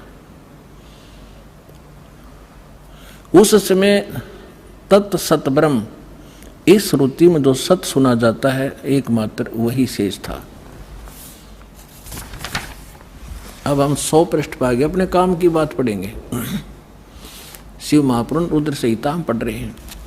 जिस परब्रह्म के विषय में ज्ञान और अज्ञान से पूर्ण, यानी कुछ साची कुछ झूठी उक्तियों द्वारा इस प्रकार विकल्प किए जाते हैं, उसने कुछ काल के बाद सृष्टि का समय आने पर द्वितीय की इच्छा प्रकट की, उसके भीतर एक से अनेक होने का संकल्प उदित हुआ। तब उस निराकार परमात्मा ने अपनी लीला शक्ति से अपने लिए मूर्ति यानी आकार की कल्पना की। वो क्या बना? मूर्ति रहित परम ब्रह्म। जो मूर्ति रहित परम ब्रह्म है उसकी मूर्ति ये भगवान सदाशिव हैं। अर्वाचीन और प्राचीन विद्वान इन्हीं को ईश्वर कहते हैं। अपने आत्माओं, ये कौन है?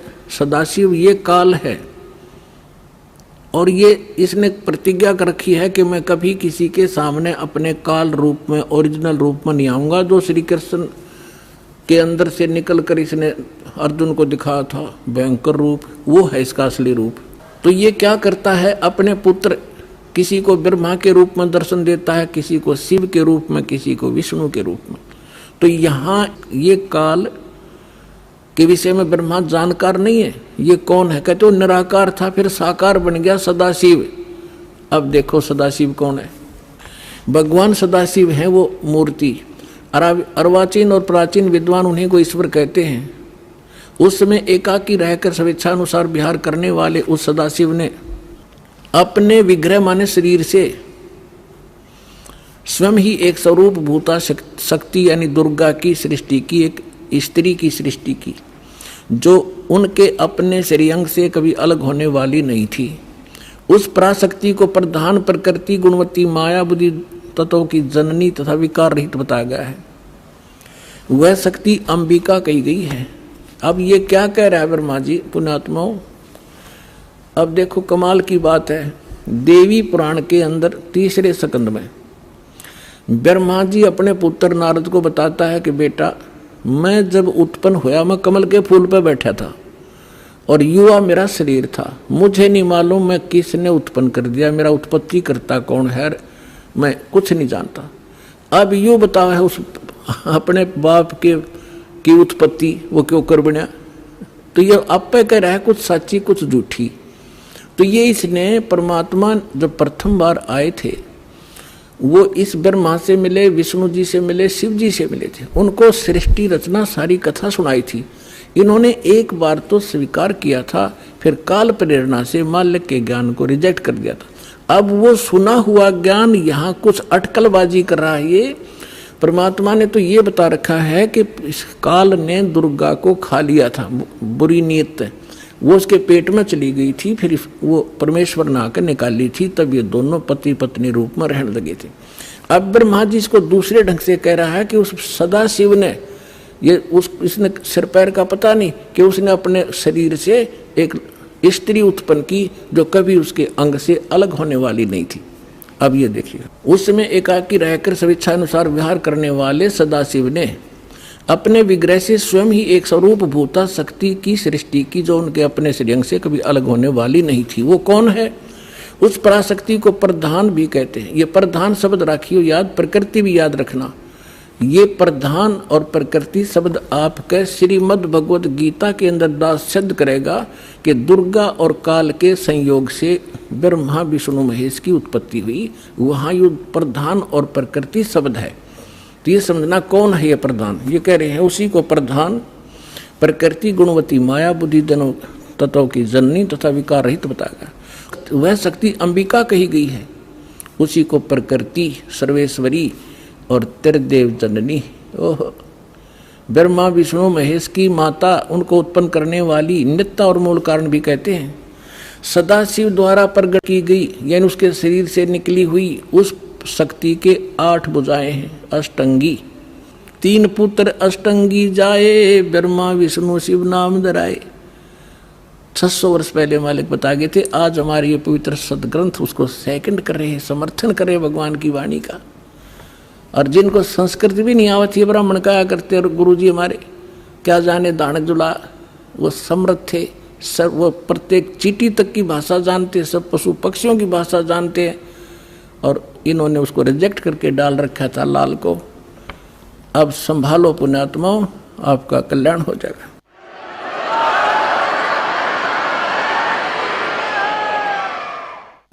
नाना प्रकार के आभूषण उसके श्री अंगों की शोभा बढ़ाते हैं। वह देवी नाना प्रकार की गतियों से संपन्न है और अनेक प्रकार के अस्त्र शस्त्र धारण करती है। एकाकिनी होकर वह माया संयोग वसात अनेक हो जाती है। वे जो सदाशिव हैं उन्हें परम पुरुष ईश्वर, शिव, शंभु और महेश्वर कहते हैं। यहाँ देखिएगा, अब 101 पृष्ठ पर आ गए हम। रुद्र संहिता। वे अपने सारे अंगों में भस्म रमाए रहते हैं उन काल रूपी ब्रह्म ने। इसको काल कहो, ब्रह्म कहो, सदाशिव कहो, उन काल रूपी ब्रह्म ने एक ही समय शक्ति के नाथ, ये नाथ नहीं, शक्ति के साथ शिवलोक नामक क्षेत्र का निर्माण किया था। उस उत्तम क्षेत्र को काशी कहते हैं। वह परम निर्वाण व मोक्ष स्थान है जो सबके ऊपर विराजमान है। वे प्रिय और प्रियतम, वो पति पत्नी रूप में शक्ति और शिव, दुर्गा और काल जो परमानंद स्वरूप है, उस मनोरम क्षेत्र में नित्य निवास करते हैं। शिव और शिवा ने, काल और दुर्गा ने प्रलय काल में भी उस क्षेत्र को अपने सानिध्य से मुक्त नहीं किया।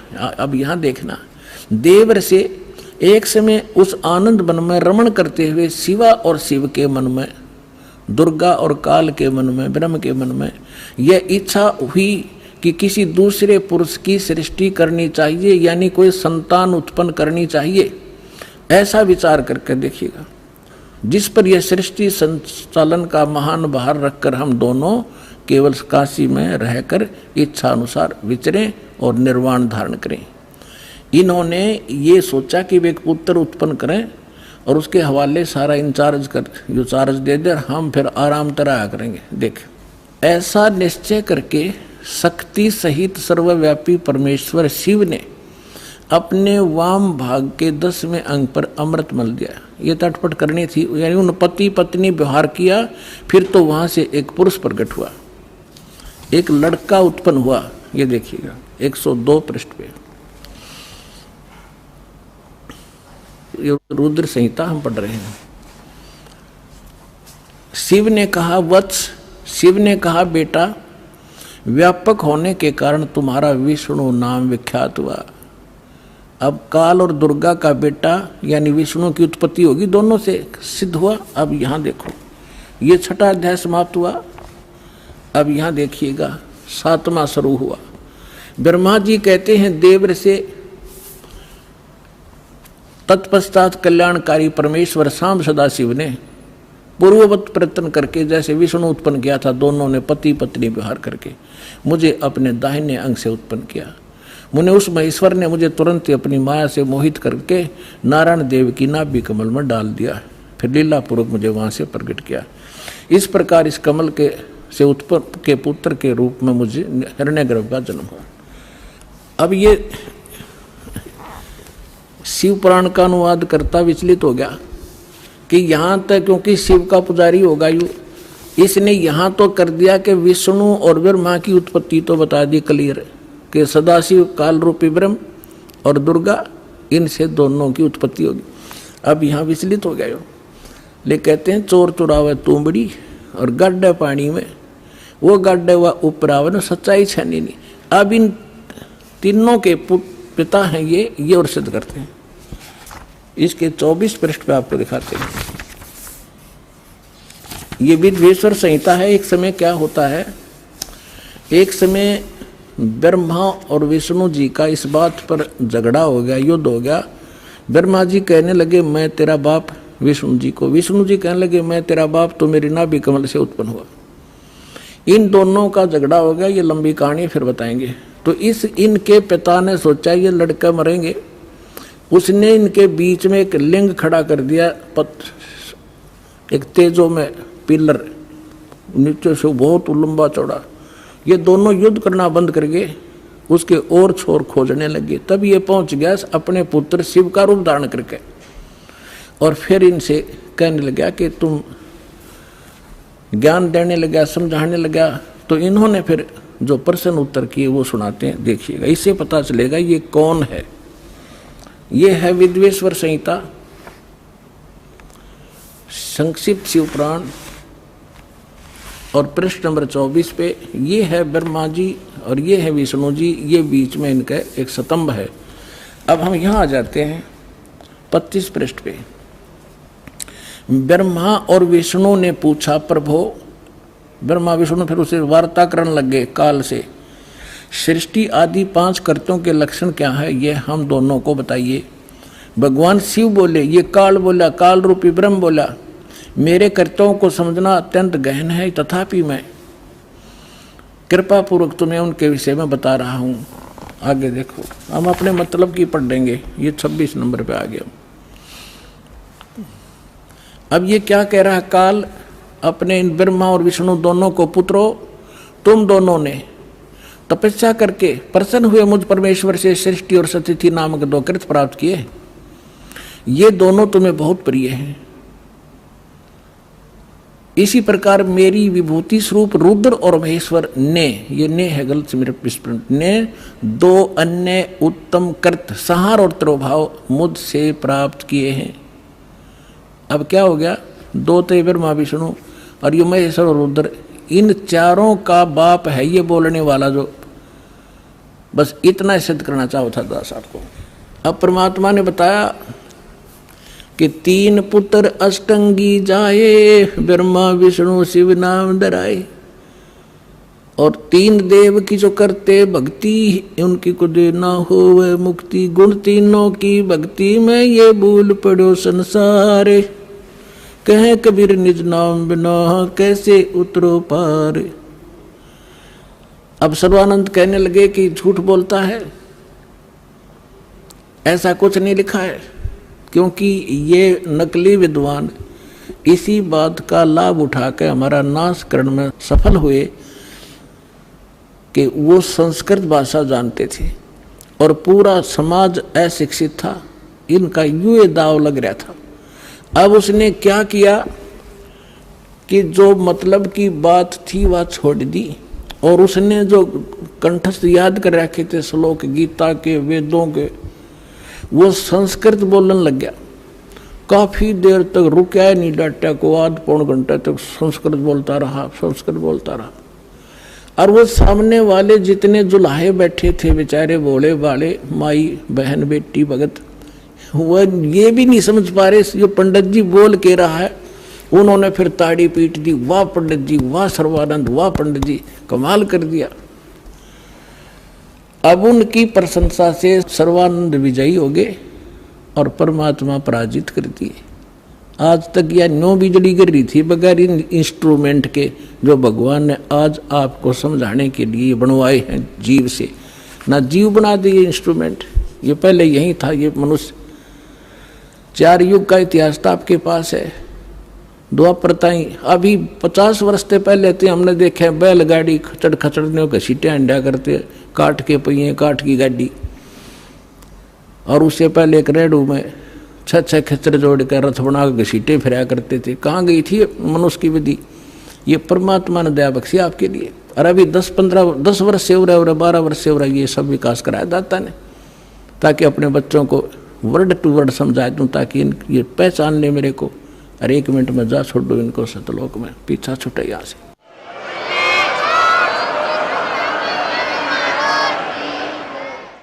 अब सर्वानंद फूल गया, अगवन की बात है। उनको तो सिर्फ हार जीत चाहिए थी, भक्ति ना भगवान।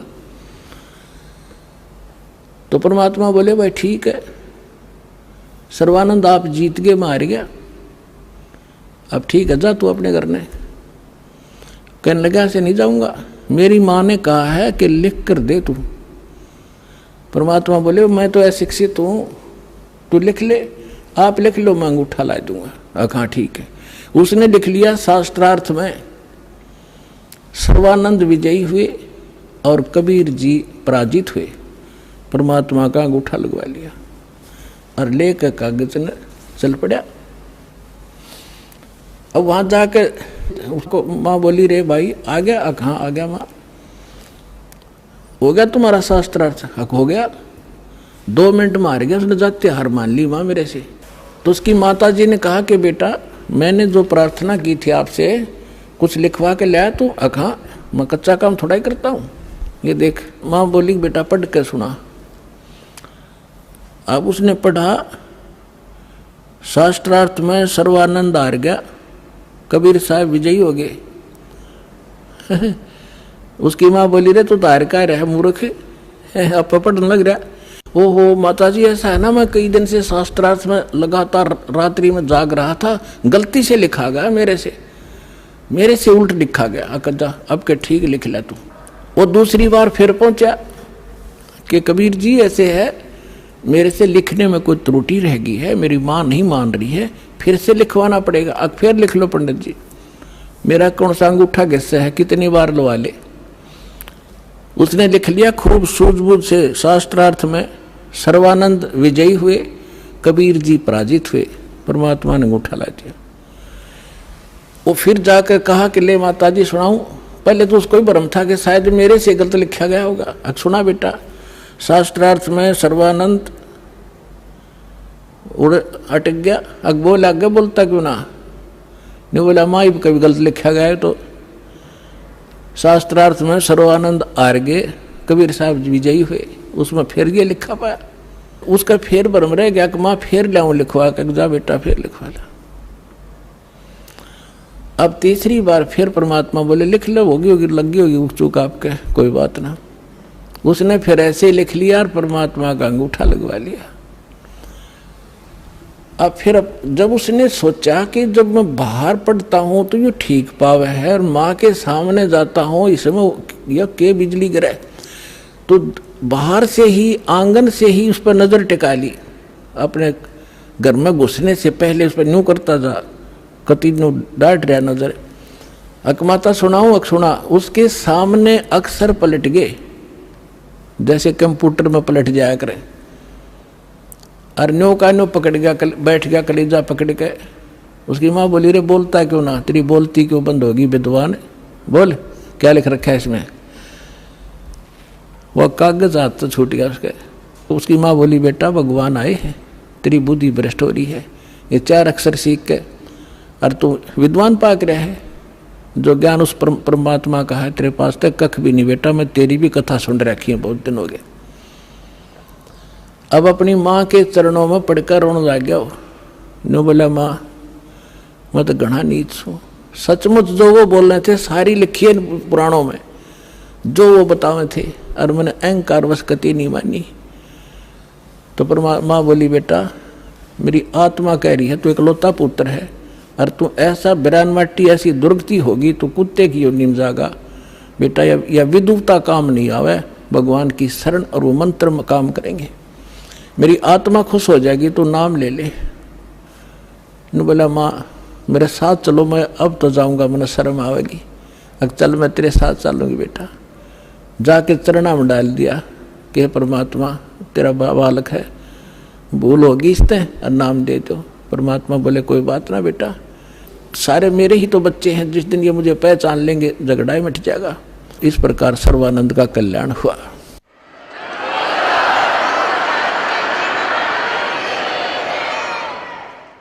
तो पुण्यात्माओं अब क्या समस्या आई। अब सर्वानंद विद्वान सब जाने बड़ा महापुरुष और सब वेदों का ज्ञाता सब हरा रखे उसने। अब वो समझावे औरों को कि भाई वास्तविकता ये नहीं है, ये है जो परमात्मा ने ज्ञान सुनाया था। अब सर्वानंद की कोई नहीं माने, क्यों काल ने तुम्हारा जाल फैला रखा और उसको जात तय घेर दिया ब्राह्मणा ने, पंडित होकर दानक का चेला हो गया। ज्ञान तो स्वीकार करना दूर रहा, उसका इतना विरोध कर दिया, लेकिन वो भगवान को पहचान चुका था। उसने समझ में आ गई थी कि जात तय कहते कुछ भी डाल दो, मेरा तो दाव लग गया। तो दोनों माँ बेटा ने भक्ति करी और अपना कल्याण करवाया। तो पुण्यात्माओं आपका सौभाग्य है कि आज ऐसे ही परमात्मा आपके पीछे पड़ा हुआ है। आपके पास कोई भगत मिला होगा, कोई पुस्तक लेकर गया होगा, किसी ने सीडी दी होगी।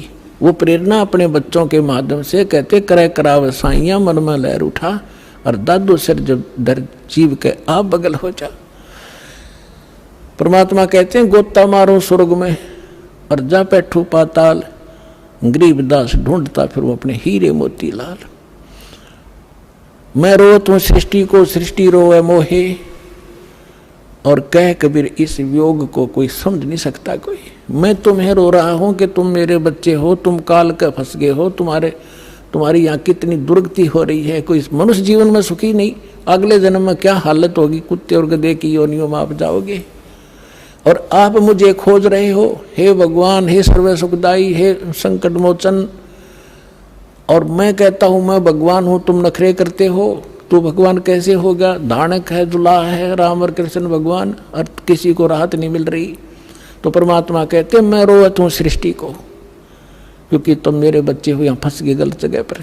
मैं रोवत हूँ सृष्टि को, सृष्टि रोवे मोहे। और कह कबीर इस योग को समझ नहीं सकता कोई। जिसमें धर्मदास जी को परमात्मा मिले और फिर उनको सतलोक लेकर गए, फिर उनको छोड़ा,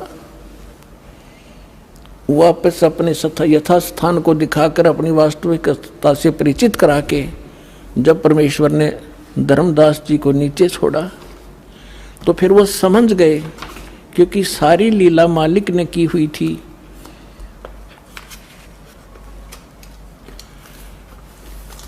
तो वो समझने के बाद परमेश्वर की महिमा को किस प्रकार सुनाया। धन धन सतगुरु सत कबीर भगत की पीड़ मिटाने वाले। धन धन सतगुरु सत कबीर भगत की पीड़ मिटाने वाले, भगत की पीड़ मिटाने वाले, भगत की पीड़ मिटाने वाले। धन धन सतगुरु सत कबीर भगत की। रहे नल नील यतन कर हार, तब सतगुरु से करी पुकार। रोए नल नील यतन कर हार, तब सतगुरु से करी पुकार। जा सत रेखा लिखी अपार, सिंधु पे सिला तिराने वाले। जा सत रेखा लिखी अपार, सिंधु पे सिला तिराने वाले। धन धन सतगुरु सत कबीर भगत की पीड़ मिटाने वाले, भगत की पीड़ मिटाने वाले, भगत की पीड़ मिटाने वाले। धन धन सतगुरु सत कबीर। डसी सर्प ने जब जा पुकारी, इंद्रमती अकुला डसी। सर्प ने जब जा पुकारी, इंद्रमती अकुलाए। आपने तुरंत करी सहाय बेरूली, मंत्र सुनाने वाले।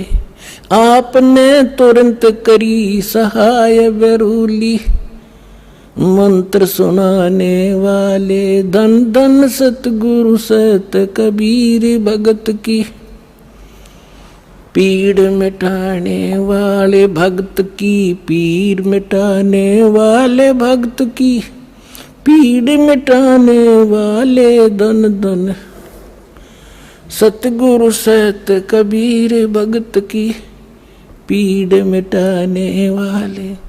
दामोदर सेठ के होते अकाज, अर्ज करी थी डूबता देख जहाज। दामोदर सेठ के होते अकाज, अर्ज करी डूबता देख जहाज।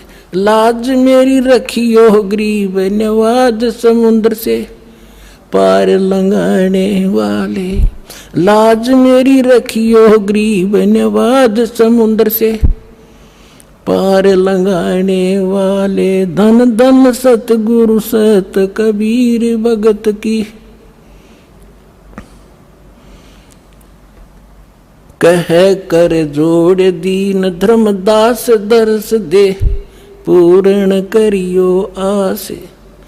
कह कर जोड़ दीन धर्मदास दर्श दे, पूर्ण करियो आस।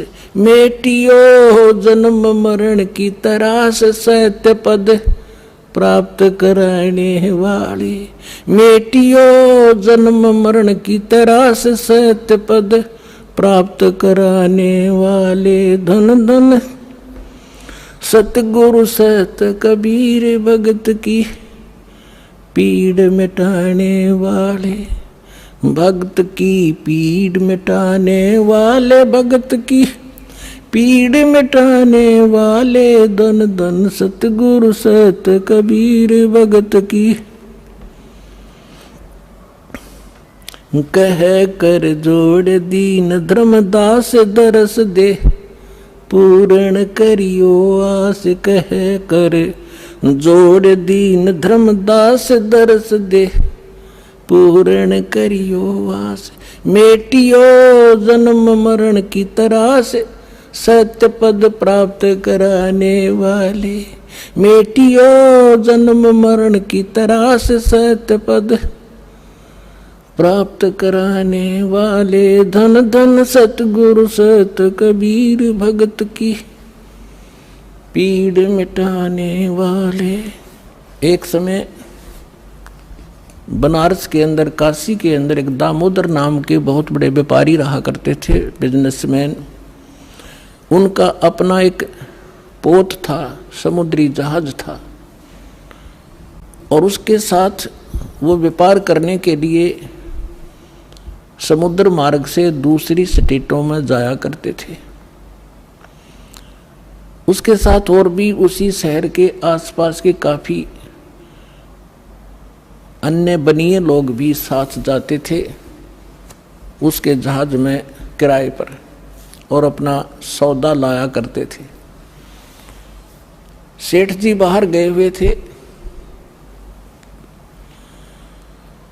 और पीछे से उनकी धर्मपत्नी, जिसका नाम धर्मवती था, वो बहुत धार्मिक थी। सेठ दामोदर भी बहुत नेक आदमी थे, भक्ति बहुत विश्वास करते थे परमात्मा में। और हमारे हिंदू समाज के अंदर राम और कृष्ण, गणेश और इन भगवानों से ऊपर कोई हमारा इष्ट नहीं था, और ये सभी क्रियाएं हम किया करते थे जो वो कर रहे थे, जो हम करते हैं वैसे ही वो किया करते थे। उसमें परमात्मा के बहुत से शिष्य हो गए थे और बहुत दुख दूर हो गए थे। एक दिन ऐसे ही उस सेठ की पत्नी धर्मवती के पास एक बहन गई उसके पास कि बहन हमारे घर पर सत्संग है, आप आ जाओ।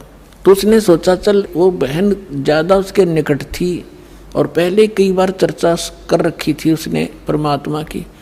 तो धर्मवती ये कहा करती, कभी आसपास आपके गुरुजी आवे तो उसमें बताना, मैं दीक्षा अगर ज्ञान समझ में आ गया तो मैं दीक्षा लूँगी, वैसे नहीं लूँगी। तो उस बहन ने अपना सत्संग करवा लिया और उसको अपनी सहेली को आमंत्रित किया। अपने आत्माओं परमात्मा का ज्ञान, ओए होए, और ज्ञान सब ज्ञानड़ी, कबीर ज्ञान सो ज्ञान, जैसे गोला तोब को करता चले मैदान।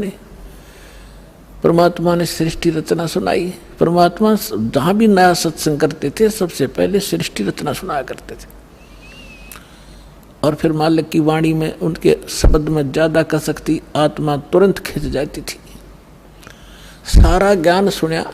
धार्मिक देखो पुण्यात्मा होती है ना, वो घनी अटबट नहीं कराया करते, सारा प्रमाण सामने, और फिर अग्रम अग्रम। तो धर्मवती उस बहन का एकदम सिर गया शरीर। जब सत्संग परमात्मा ने कर लिया 2 घंटे और बैठ गए, 10-20 भगत थे, अपनी अपनी कहन लागे। तब उसने परमात्मा ने कहा बेटा दीक्षा लेगी। वो कहने लगी महाराज मेरी आत्मा तो मानना है, मैं दीक्षा लूँ आपकी, मुझे ज्ञान पूर्ण रूप से समझ में आ गया। कुछ तो उस बहन ने कई बार सुना रखा था, और फिर परमात्मा ने फिर उसको सही सुचारू कर दिया। पर भगवान तो एक समस्या है मेरे सामने। तो परमेश्वर कबीर जी ने कहा बोल बेटा क्या शंका है वो बता मुझे, कि यूँ क्या करें। यूँ सुना है मैंने कि जोड़े में नाम लेना चाहिए, मेरा पति गया हुआ प्रदेश में धन कमाने के लिए, और वो आ लेगा तब नाम लूँगी, लेकिन मैं अब मुझे ऐसा लग रहा है कि मैं इस घर से बाहर कदम रखूँगी आपकी झोंपड़ी इस स्थान तक, कि मेरी मृत्यु ना हो जाए। आज मुझे आपके सत्संग से एक एक पल भारी हो गया कि ये जीवन नाश हो रहा है मेरा, तो मैं नाम कैसे लूँ? परमात्मा बोले बेटा, ये भ्रम जो इन मूर्खों का पैदा किया हुआ है, तुम एक दिन जन्मे नहीं, एक दिन मृत्यु नहीं होगी। आपके पति आपसे बड़े हुए, पहले जन्म हुआ आपका, बाद में हुआ। फिर उसने कहा जी मैंने उनसे पूछा नहीं है, और आज तक मैंने कोई भी काम उनसे बगैर पूछे किया नहीं है, और कहीं वो मुझसे नाराज ना हो जाए, मैं पाप की भागड़ ना बन जाऊं।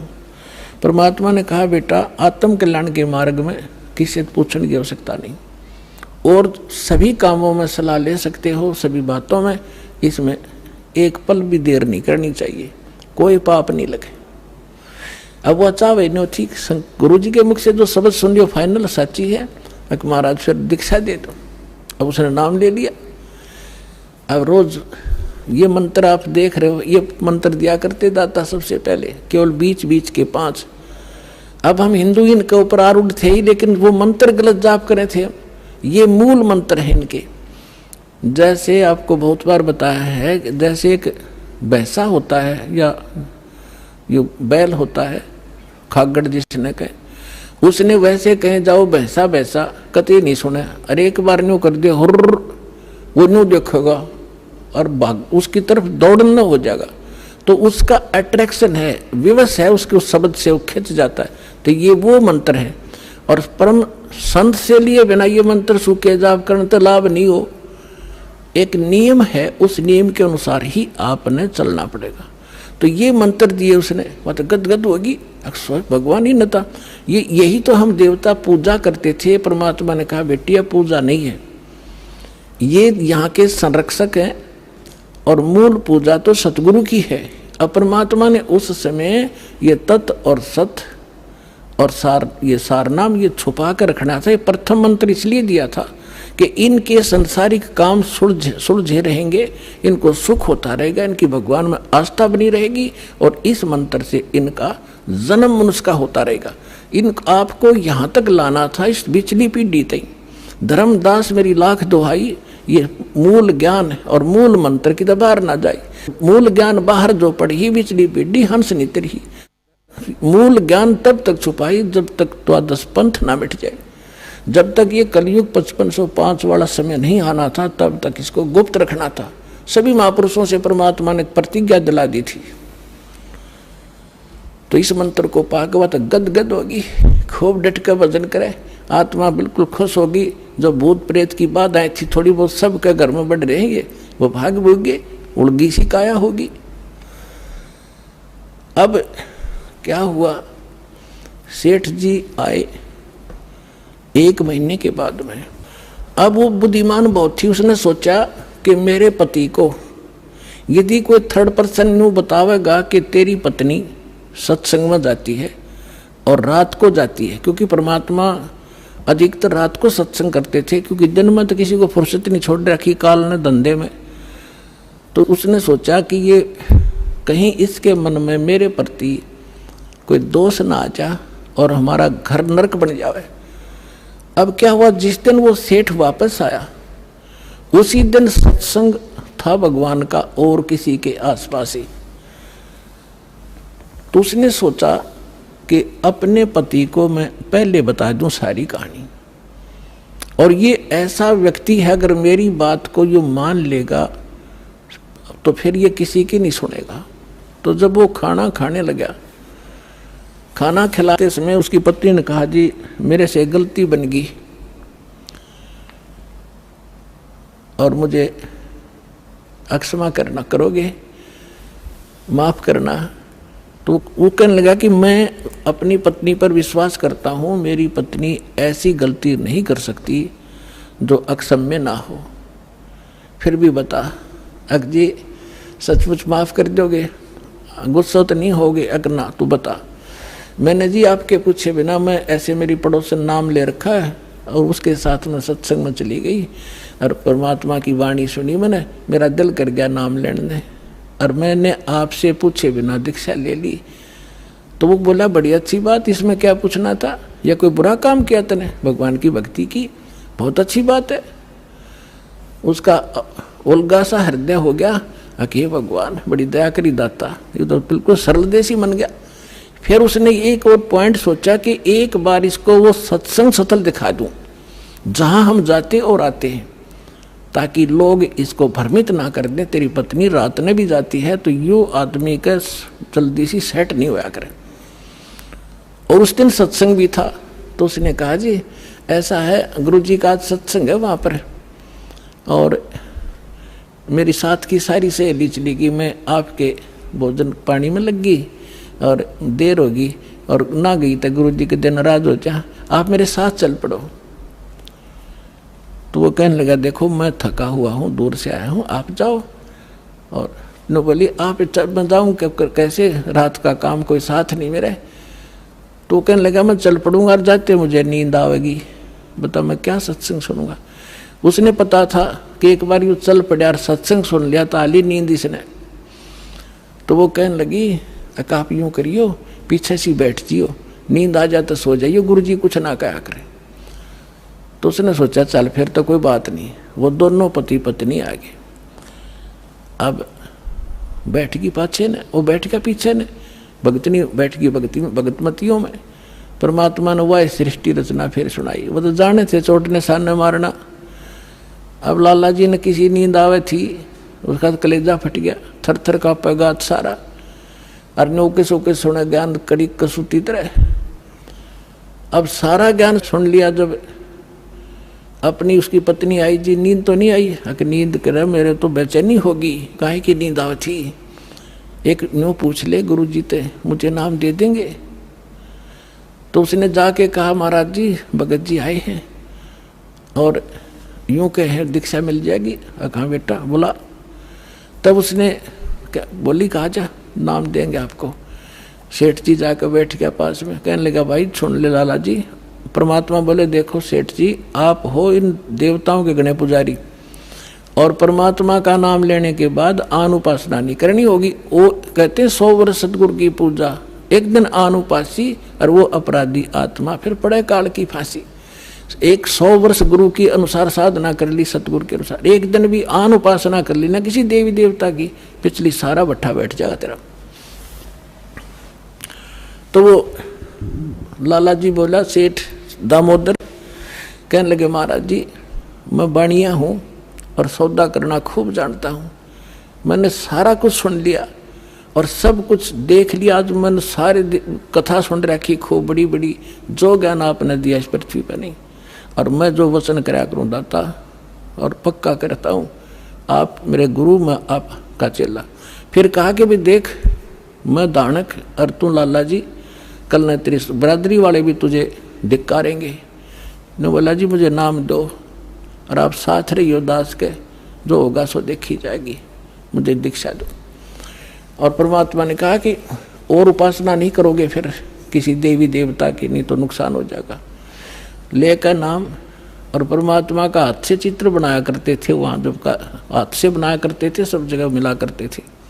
वो फोटो ले गया, जो विधि बताई थी विधान वो शुरू कर दिया आपने। फिर कुछ दिन के बाद वो कई दिन सत्संग सुने, फिर व्यापार में जाना था तो सभी वो दूसरे व्यापारी भी साथ थे। अब उसने क्या किया, उस जहाज के अंदर उसने अपना एक कक्ष बना रखा था जिसमें सारे देवी देवताओं के फोटो थे, और वहीं अपना घंटी बजाया करता, बैठ आरती करा करता, जय गणेश देवा माता थारी पार्वती, ये सारी कथा सारी आरती करा करता। अब उसने क्या किया, जाके पहले सारी मूर्ति उठाई और समुद्र में जहाज उठाए, समुद्र में जल प्रवाह कर दी, और एक फोटो परमात्मा कबीर जी का लगा लिया। अब दूसरे जो थे वो लाला जी, उन्हें देखा रहे दामोदर ये देवी देवताओं के फोटो कहाँ गए। तो उसने बताया भाई मैंने दीक्षा ले ली गुरु जी से, और गुरु जी का जो सतगुरु की पूजा करते हैं ना, वो देवी देवताओं की पूजा नहीं करनी होती, इसलिए मैंने वो आदर के साथ जल प्रवाह कर दिया। तो वो सारे कहने लगे रहे तू भट्ठा बैठावेगा, तेरा नाश हो जाएगा। क्या है ये कबीर, ये धान के जुलाहा, इसकी कड़फंटी में आ गया तू, कहाँ बातों में आ गया, तेने देवता छोड़ दिए, रामकृष्ण जैसे बलवान भगवान छोड़ दिए, देखना तेरा क्या होगा। वो बोले भाई कुछ भी हो मेरे साथ, आप अपनी क्रिया करो, मैं आपको ना कहता, आप मेरे पीछे क्यों पड़ गए, मैं अपनी करूँगा, आप अपनी करो। अब उस दिन उसके बाद उसको कबीर कहने लगे कि यू आ गया कबीर, दामोदर कहना छोड़ दिया। ने बोला भाई कुछ भी कहो, थारी भी जी पवित्र है, भगवान का नाम लेने थे। ठीक है मुझे मालूम है तुम किस विषय से कह रहे हो, कोई बात नहीं। अब वो चले गए और सब अपना माल लाद के बच्चों समेत जा रहे थे कुछ तो, क्योंकि 3-4 महीने वापस आया करते थे। जब वापस आ रहे थे पूरा माल लाद के, और बीच में जब आ लिए समुद्र के, एक भयंकर साइक्लोन उठा, तूफान, समुद्री तूफान 30-40 फुट ऊंचा होकर, और इतनी 200 किलोमीटर प्रति घंटा की स्पीड से चला करता, जहाज का तब निशान भी ना पाओ उसमें कित पड़ा है। और देख लिया उन नबी, क्योंकि छोटे मोटे तूफान कई बार ऐसे होते थे, वो उनको पता था ऐसी स्थिति बहुत भयंकर होती है। उन्होंने देखा तूफान उठ गया भाई, शाम का समय था, बिल्कुल सूर्यास्त होने वाला था। अब इतना भयंकर तूफान उठा, उन्होंने देखा कि वो तब हो गया, काम बिगड़ गया। और तो थोड़ी बहुत तूफान दूर था, समुद्र में हलचल पहले शुरू होगी और जहाज डगमग करने लगा जो बुरी तरह। अब सारे अपने अपने देवता ने याद करें, कोई राम ने, कोई कृष्ण ने, जो भी जिसका इष्ट था, और दामोदर शांत बैठे। अब सब घबरा रहे थे, घिगी बंदगी, बच्चे मरे, सारी संपत्ति का नाश हुआ था। तो वो कहने लगे दामोदर आप क्यों नहीं अर्ज करते अपने गुरुजी से कि मैं क्या करूँगा, मेरा गुरुजी तो गरीब सा व्यक्ति है, मेरे भगवान, और आपके इसे ताकतवर भगवान जिन्हें पहाड़ तक ठा लिए, आप बच्चों के मैं बच जाऊँगा, आप कर लो अपनी अर्ज। जब उन्होंने देखा कोई जतन काम नहीं कर रहा, उनमें एक वृद्ध लाला जी था, नो क्या आक्रम भाई, क्या अगर सतगुरु का भगत तगड़ा हो से आप एक वे अर्ज कर दो। ने बोला तुम बैठ जाओ, कदे बीच में फिर नो को महाराज ने सुन ली थी, अग बैठा को नहीं जाता, तो कर लिया रजम बंद हो जाते। तब दामोदर ने कहा था, हे परमात्मा आपका ज्ञान समझ में आ गया, और मैंने आपकी महिमा इनका आगे घड़ी गा रखी है, और दाता मुझ नीच के, ठीक है आप तो समर्थ हो, सक्षम हो, कुछ भी कर सकते हो, अगर आज कोई उकचुक होगी मुझ नीच के कारण होगी, मेरे में कोई त्रुटि होगी, मैं आपकी मर्यादा ठीक नहीं कर पाऊंगा, हे परमात्मा आपकी बेइज्जती का कारण ये दास बनेगा। न्यू कह के बेहोश हो गया, अर्ध से पुकार के। इस बात ने सोच कर मैं तो बहुत कहा करता, परमात्मा न्यू कर दिया, उसका न्यू कर दिया, उसके ऐसे कर दिया। इतने समय में अंधेरा हो गया, रात के 8-9 बज गए, और चांदनी रात्रि थी। तूफान ऐसे बैठ गया जैसे छाड़ा सा, वहीं का वहीं, नो का नो धरती में।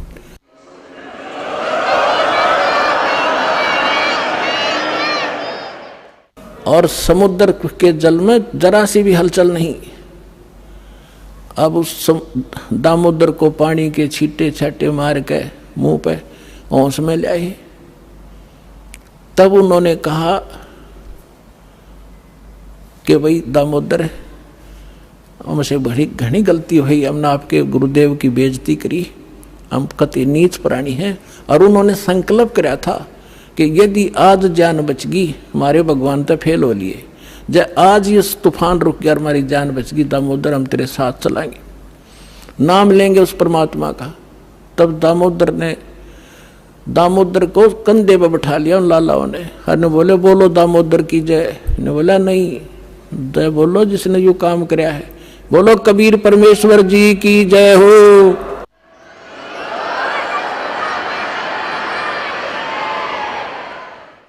अब उधर से परमात्मा उसी दिन रात्रि में सत्संग कर रहे थे 7-8 बजे सी, और सर्दियों का मौसम था। अब कुछ भक्त सामने आसपास बैठे थे। एकदम परमात्मा ने क्या किया, ऐसे मुंह पर कर नो हाथ फेर कर ऐसे झटका दिया, आसपास के बैठे भक्तां के छींटे लागे। उन्होंने सोचा भाई पसीने कैसे आ गए सर्दी में, गुरुजी आपके पसीने आ गए? तो प्रभु बोले ना भाई पसीने को नहीं आए। और क्या था, ये पानी कहाँ से आ गया? कि मेरे भगत का जहाज डूबा था, दामोदर सेठ नहीं था, अभी नाम लेके गया था। हाँ जी हाँ जी, उसका जहाज डूबा था भाई, अब वो उसने बचा कर आया हूँ मैं। अब वो भगत सोच रहे थे अब भाई, अब क्योंकि हम भक्ति अवश्य करते हैं लेकिन विश्वास दृढ़ नहीं होता। अब परमात्मा कहते हैं कहा हो तो हरि नाम से, जब मन में नहीं विश्वास, बिना विश्वास के जो भक्ति करते हैं वो सफल नहीं होते हैं। तो वो कच्चे से थे और मन में उनके न्यू थी, ऐसे ही शब्द गा रहे थे, ज्ञान सुना रहे थे, पसीने आ गए होंगे, हमारे सामने बैठे और वहाँ कैसे समुद्र में जहाज बचा के आए हैं। वो तो बात कही आई हुई। अब वहाँ से जब वो चलकर आए सेठ, 1-2 दिन और लग गया उन्होंने। उस दिन फिर सत्संग हो रहा था। वो पहले अपने घर गया, घर जाकर पता चला कि मेरी धर्मपत्नी भी उड़े जा रही है, सत्संग में गई हुई है। और सारे वो सेठ ने बोले पीछे घर जावांगे, और सारे बच्चा ने साथ ले रहे। पहले अब परमात्मा का उपदेश लेंगे, जब घर बढ़ाएंगे। अब हमारा बाकी आज का जीवन, आज के बाद का जीवन उनका ही हमारा। और सारे वहां चलेंगे, सीधे वहां 15-20 लाला जी उनका परिवार है। अब क्या हुआ, अब उधर सत्संग चल रहा था, वही भक्त मिले जुले से वो आया करते उस क्षेत्र में, तो सारे वही बैठे। और पीछे तय क्या हुआ, वो सारे के सारे जाकर बाहर खड़े हो कहने जय हो पाबंदी छोड़ कबीर साहब की, जय हो भगवान कबीर साहब की। परमात्मा बोले रे बाहर कौन शोर कर रहा, पता करके आइयो। अब जो ही वो बाहर गए भक्त पता करने आंगन से बाहर, तो उन्होंने देखा दामोदर को, वो सब जाने थे क्योंकि वो आते जाते थे सत्संग में। तो उन्होंने आकर बताया जी दामोदर सेठ आ रहा है और उसके साथ और कई लाला जी हैं, सेठ हैं, और आपका दर्शन करना चाहते हैं। बोला बुला लो भाई, क्या बात होगी। वो सारे आगे चरणाम अपने दंडोत प्रणाम करें, हे भगवान आपने दया कर दी, हमारे जीवन रक्षा कर दी। परमात्मा हमसे बहुत भूल हुई, हमने बहुत गलती की, आपके भक्त को बहुत सताया, टॉर्चर किया, इसको माफ़ करो हम अपराधियों को। भगवान आपने हमारी जान बचा दी, हमारा जहाज डूबता आपने बचा दिया। परमात्मा बोले क्या कह रहे हो भाई। और परमात्मा चाहते थे जिनके मन में शंका थी, वो उनका भ्रम निवारण करने के लिए एक सच बताओ, सारी कहानी क्या हुआ था कि भगवान ऐसे ऐसे हो गया था। हमने अपने सारे जंतर मंत्र कर लिए थे, कोई राहत नहीं मिली। फिर हमने आपके भगत आराध करी थी, इसने आपको पुकारा के मंत्र पर डायू दाने, यो बेहोश हो गया आपको पुकार करके। तब कहा बेटा मैं ही वहां पहुंचा था और आपकी रक्षा करी थी, और आपका अब सौभाग्य है कि आपको इस संकट आपके लिए वरदान से दोगा कि आपके समझ में आ गई और आप यहाँ आगे दीक्षा लो और अपना कल्याण कराओ। सभी ने नाम लिया, उनका कल्याण हुआ। बोलो सतगुरुदेव।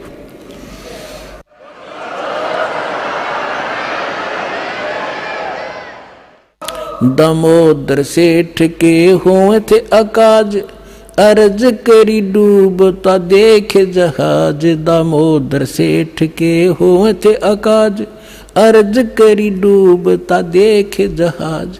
लाज मेरी रखियो गरीब नवाज, समुद्र से पार लंघाने वाले। लाज मेरी रखियो गरीब नवाज, समुद्र से पार लंघाने वाले। धन धन सतगुरु सत कबीर भक्त की, पीड़ मिटाने वाले। सत